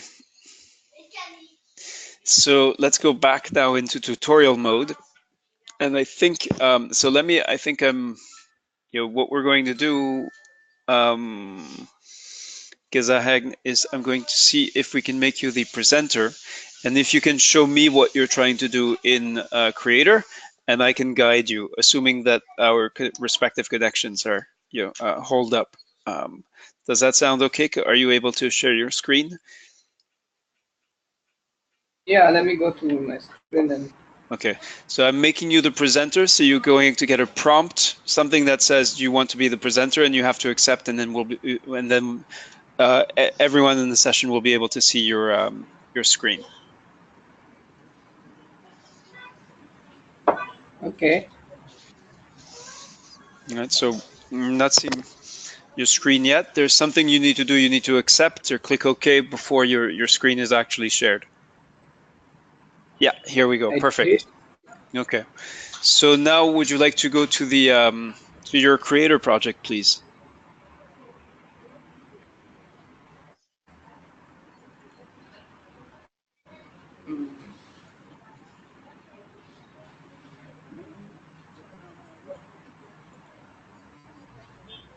Yep. Okay, you'll need to sign in again. Sign again.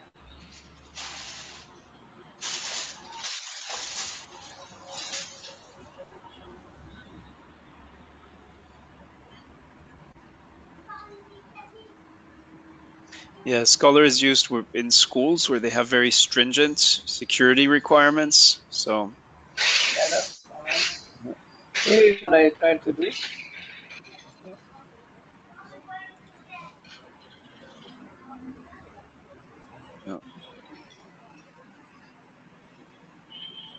It is All like right. Reda. Okay, right. So, all right. So I see you've got a link to an image. So the first thing you're going to have to do is. Yeah. Why I did this was because I was not able to. Okay. Right. To bring the image here. Okay. To insert the image. Okay. What's strange is that I don't see the toolbar. Yes. Do you have a toolbar in your creator? Let me just check, because it used to be there. I don't know why it disappeared now. Okay. It looks like you've really done everything properly. Let me go back and see. Yep. Yeah. Yeah. Here we go. There. All right. So okay. So you have this file. To insert. Yeah. So that one is insert a video. So I think you want to insert an image. Yeah. An image. Yeah. Yeah. So go ahead and click on that one. Yeah. Okay. Then go to browse files. And browse. Okay. All right. Now you need to actually scroll down because the window that's opened up on Firefox for some reason is too small. So can you scroll down? You see on the that may that may be what and there you go. That's the upload an image button. And when you click on that, So it gets me. Okay. Yeah. Okay, I now got it. It was because the window was not wide enough to let me know. Yeah, I'll report. So on my browser, I use Safari and I use Chrome a lot, but I just you can see everything in the window. So I'm going to report that to the development team as a Firefox issue. So that's why you I got it now. That button. Yeah, exactly.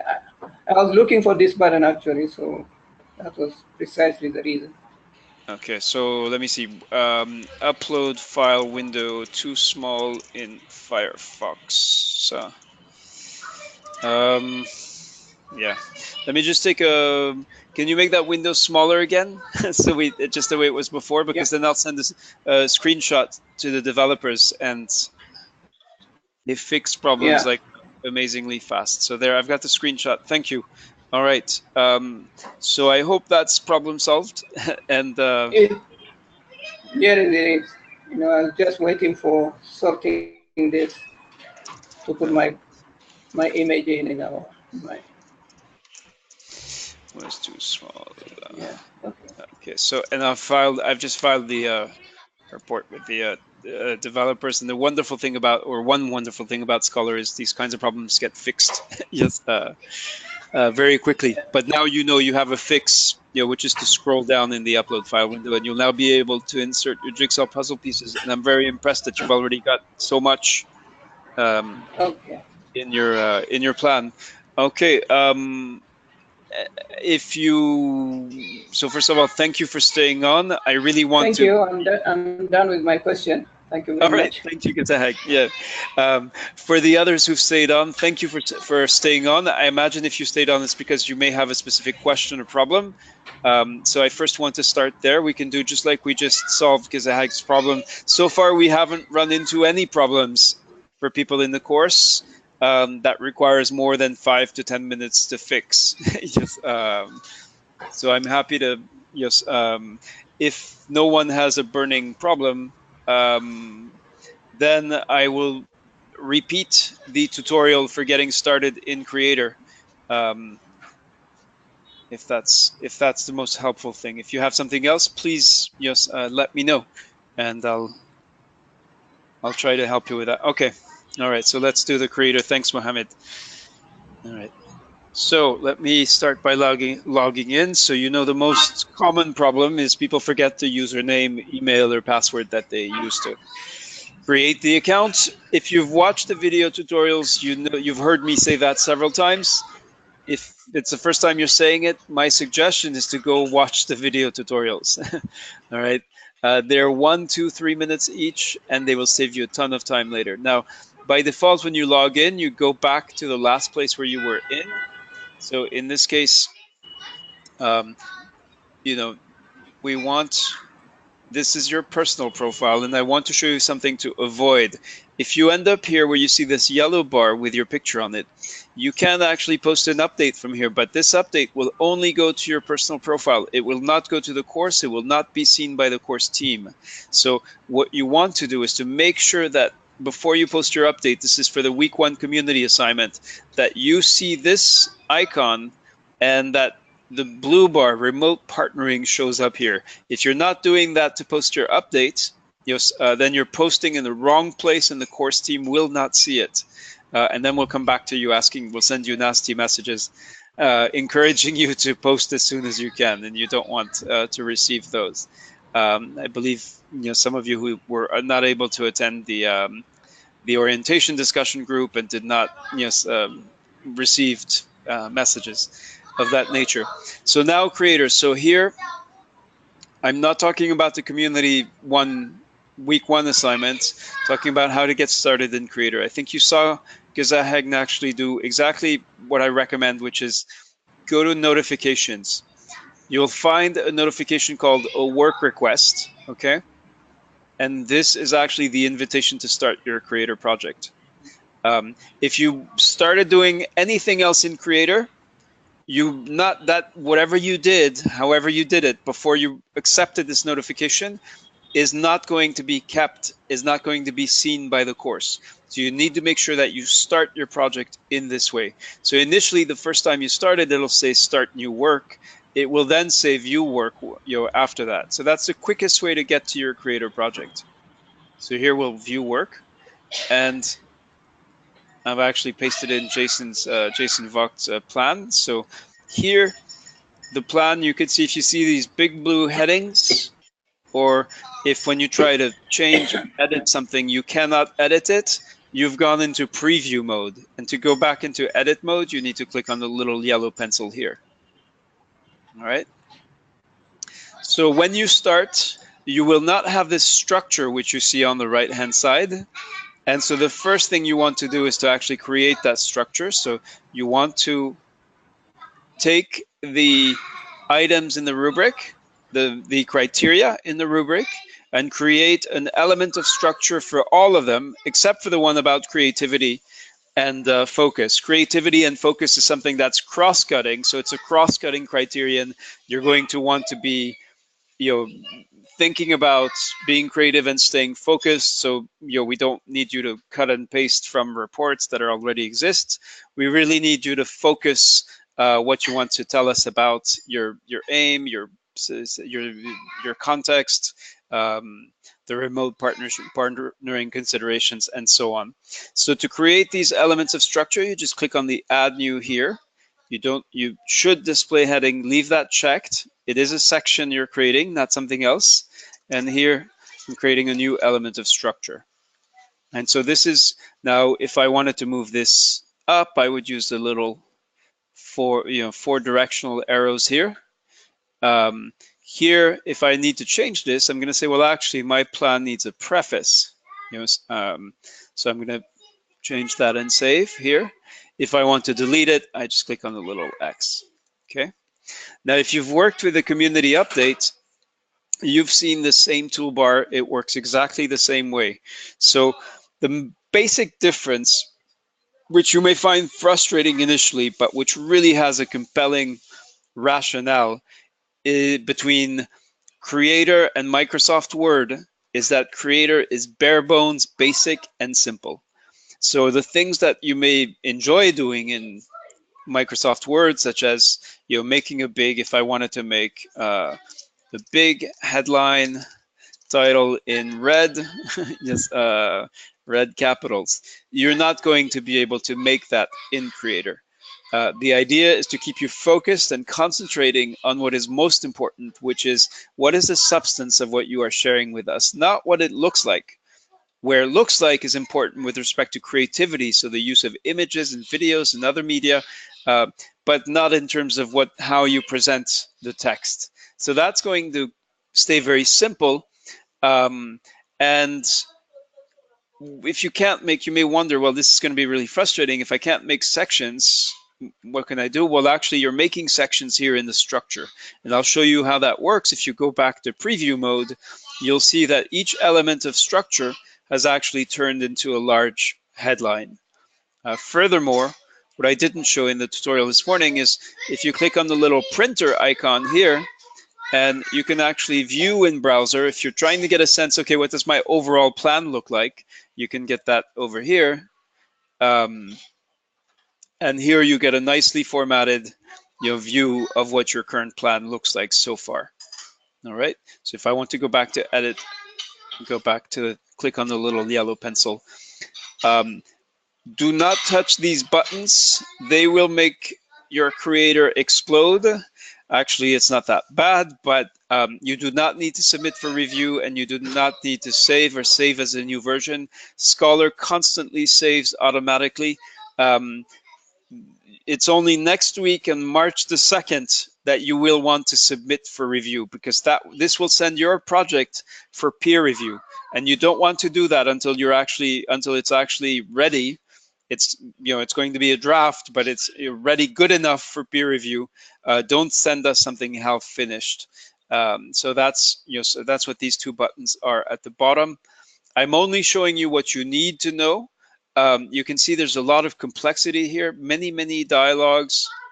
Yes, here. You don't need to worry about all of these, except all you need right now is the structure. Now I'll show you some interesting stuff, and you're welcome to sort of click around. For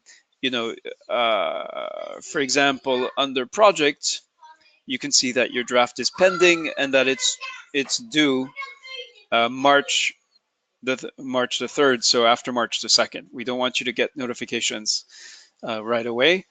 You can see the timeline here for the different stages of your project. You can see a description. That's what you initially see when you create your project. You don't need to worry about that right now. All you need to understand is that when you're working on one element of structure, if I go to the plan, all of a sudden I see a blank page. What happened? I'm only looking at this little piece of the overall plan, and so until I start working on it, it's going to be blank. But you can be reassured that the rest of your content is still there, where you've written stuff, which is setting the scene. And I've used Jason Vogt's community update. And as I said, so this one thing you'll realize is that the aim and setting the scene, those first two sections of your creator project, that's actually your community week 1 assignment. So by completing the community assignment, you will have completed 1/3 of your remote partnering plan. All right. So we've tried to build in many things where by doing one piece of work, you're actually helping yourself with other pieces of work. So that, yes, the last thing I will go again review is, and this is kind of a sneak preview, is under the feedback tab.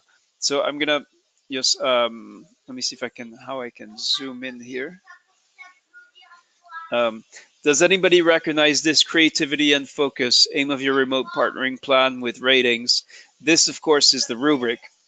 And here, as you're working, say I'm working on my aim or on my setting the scene, and I want to check quickly what do I need to have in setting the scene.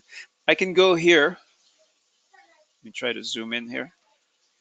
I can go here, and I have, in the same window as my work, I can see that in setting the scene, I want to summarize my partnering context, location, and operating environment, who's involved, how they work, what they do in operations, the roles and contributions of others, especially in relation to their relevant remote aspects, ensure that there's enough information for the reader who initially knows nothing about your context. So now, as you write, you can look at this item in the rubric and ask yourself, is my setting the scene, what I've said here, which is in these 3 sentences, is that complete enough? Have I told someone who doesn't know me, doesn't know what I do, doesn't know my context or my partnership enough? Have I given them enough information for them to be able to usefully then review my plan?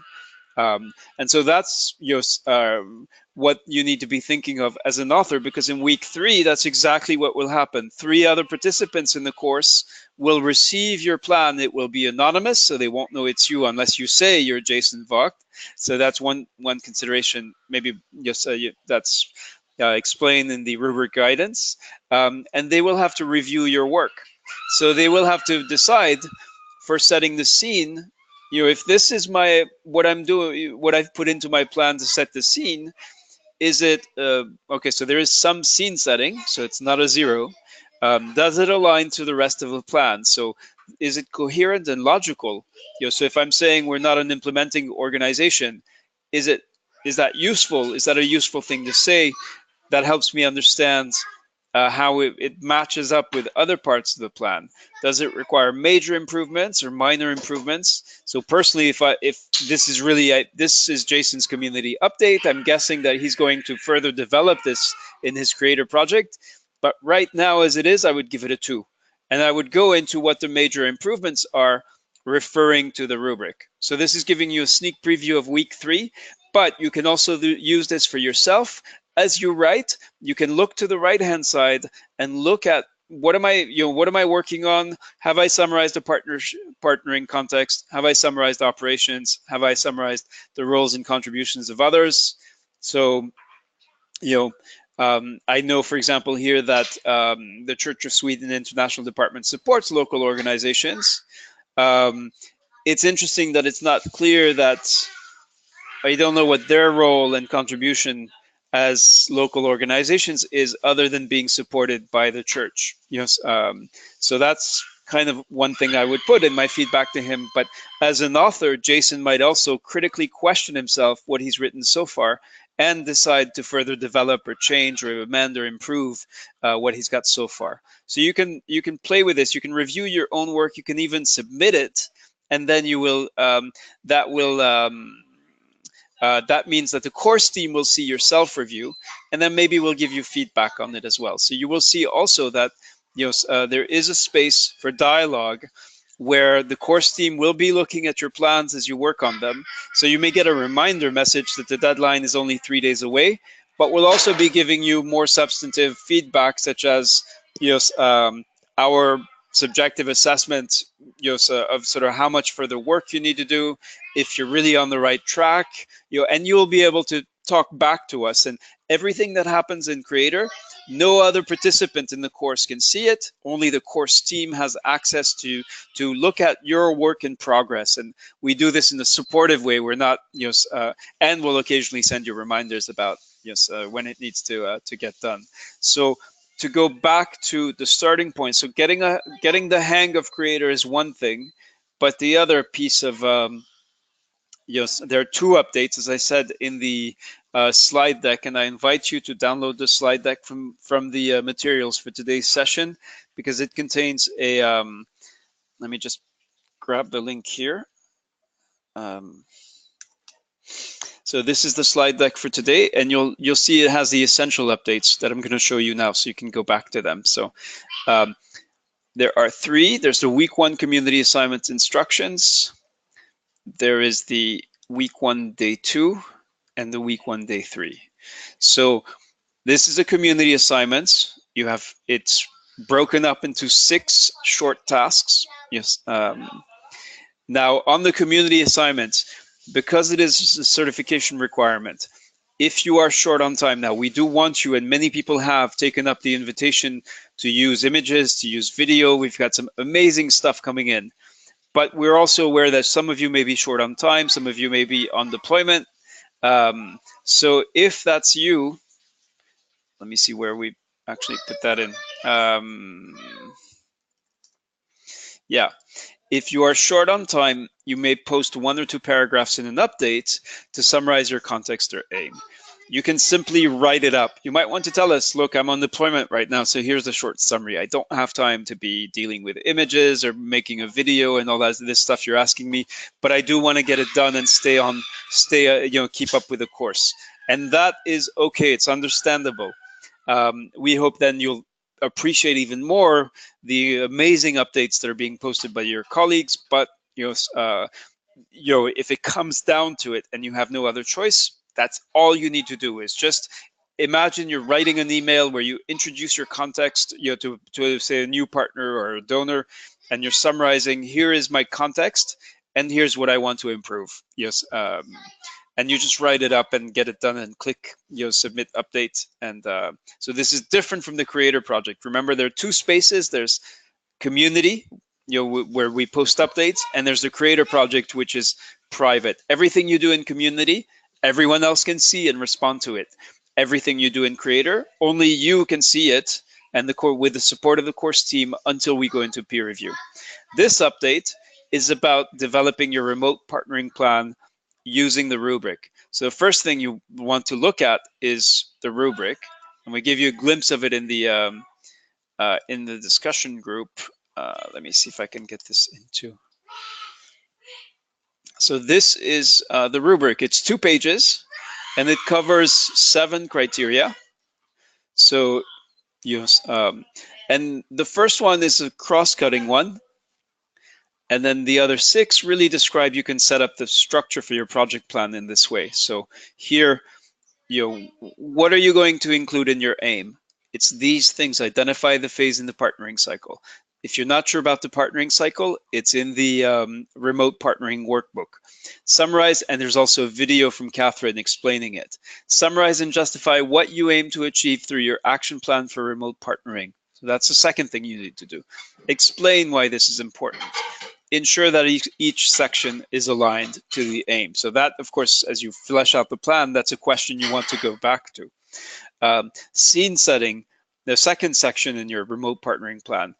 Summarize your partnership context. And again, these 2 sections are actually what you're doing in your community update. Next is the remote partnering considerations. Why are you working remotely rather than face-to-face? Is it a choice? Is it because there's no money for people to travel around and go see each other and meet? What is remote about your partnership? Is it remote in terms of time, geography, language? It's not just and what does it mean? What does this remoteness do? What is its impact on the plan's aim? So you need to be thinking about these things within your own context. This is not a course in which we're testing your ability to learn a framework or to learn the rubric, because this is about applying it, helping you flesh out something that's for you, that hopefully will be helping you, improve how you do your remote partnering work and your partnering work more generally. So again, the 5th one is actually building that remote partnership approach, and each section has very short to the point guidance on how you're going to do that. Then you get to the actual plan, and again, we're not looking for master's thesis. We're looking for short and to the point. Put some points down, write up a couple of paragraphs for each section, and you're done. That's it. And then it goes into peer review. And the amazing thing that will happen in peer review is you will get all this great feedback from people looking at your plan. And they've also just made the same effort that you'd made to actually write up their own, and theirs is also being peer reviewed. And that's how that will be probably some of the most condensed, some of the richest learning in the course. So that's the rubric. Now, if you want to get a view on this rubric, there's a lot of guidance here. And we really, it should take you no more than 30 minutes to read through this and consider it. Some of you, if you're into mind maps, some people hate them and some people love them. This is now this is a mind map of the full rubric, and just and we've sort of broken it down, because obviously it's not very easy to use this way. If you want to see, for example, the aim of your remote partnering plan, or let me go to another one, setting the scene, okay, which is probably one of the more, what you share in setting the scene is really, that's up to you to decide. But here are some things that we think might be important. So obviously the partnering context, the location and the operating environment, the specific scenario considerations, what we're calling partnership operations, is the most sort of complex branch. So if you're into mind maps, you do have the option of using that, yes, and looking at the mind map as you to figure out what you're going to put in about each plan. Keep in mind though that the deadline is very short. This is a 4-week course for people who are working full time. So it is not the same as it cannot be the same as a 6-month-long seminar in a university where people are doing nothing but studying, even though they may also have a job on the side. It's the studies that come first. Here, you're going to have to do something incredibly hard, which is as working professionals with personal lives, with families, find time, which is why we've hopefully found ways to make it simple with the 2-page rubric. But if you are the kind of person who likes to engage, to get into some deep thinking and exploration, we're hoping you can do that with tools like the mind map. We've got a full version of the rubric, and we've got other tools that so we'll be sharing with you as we go through. The day 3 update this week was everything you need to know about Creator. And that's everything that was essential this week. The last piece is actually the remote, the voices of remote partnering. And that we've seen great, that is optional. If you're short on time, you don't need to look at these. But let me go to show view admin updates. So they are people with significant partnering experience who share stories and who share their expertise and insights, and you're invited to share your own. So today's, for example, is Esbaba, who has been working in the Niger Delta in Nigeria as a partnership broker who shares his experience and describes the unique tool he contributed to developing that is sort of sustaining the partnership together. So again, most of the videos are around 1 minute long. If you're short on time, you can skip the voices of remote partnering. But if you have the time, I think we're hoping, many of you have given us very positive feedback about them. Again, your main focus for tomorrow is write up something for your Community One update. If you've got time and would like and find, please do, go beyond, as we invited you to at least pick an image and put it into your update and tell us why it's significant to you, why it means something with respect to the partnership. People have been doing amazing things, finding time, carving out time to do them. Do what you can, but get that community update done, and then do not delay any further with the Creator project. All right, I've been talking for a very long time, so I usually don't just like things to be much more interactive, but yes, so I'm going to stop talking now and just hear if there are any final questions. Mohammed says perfect. Thank you, Mohammed. That's very kind. I hope you will follow up right after this session that no competing priority is going to interfere, and you'll be able to go through all the steps and get started.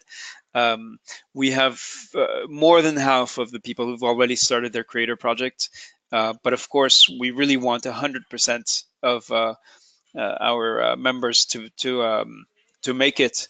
And again, keep it simple. If it's, we try to give a lot of detail in the updates, but they're very simple things. Your week 1 update, tell us, your context, tell us what you'd like to do with your remote partnering plan.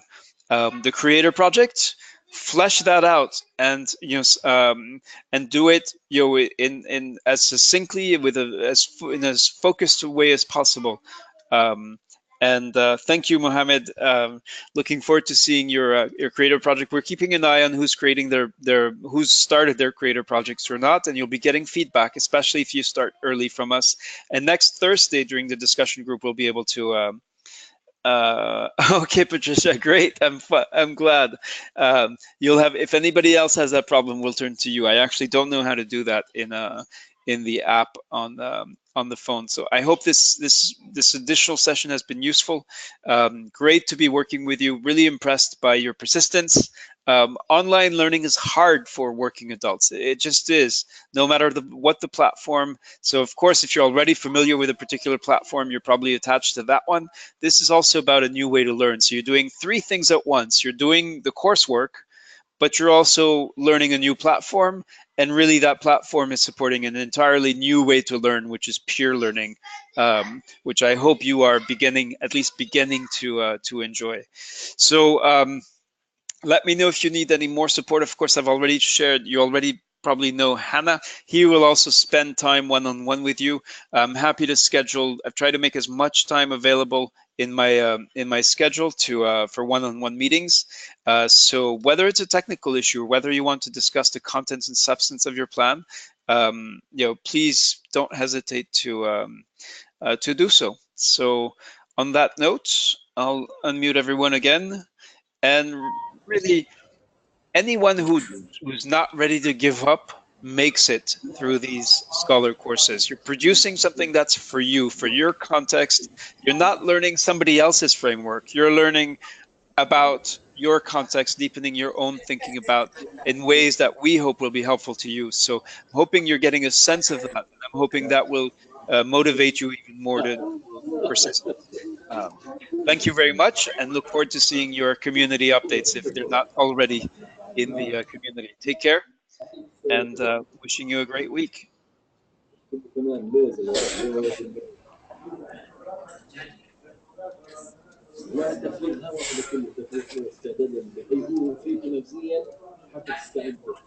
mean, just give details. So which kind of child they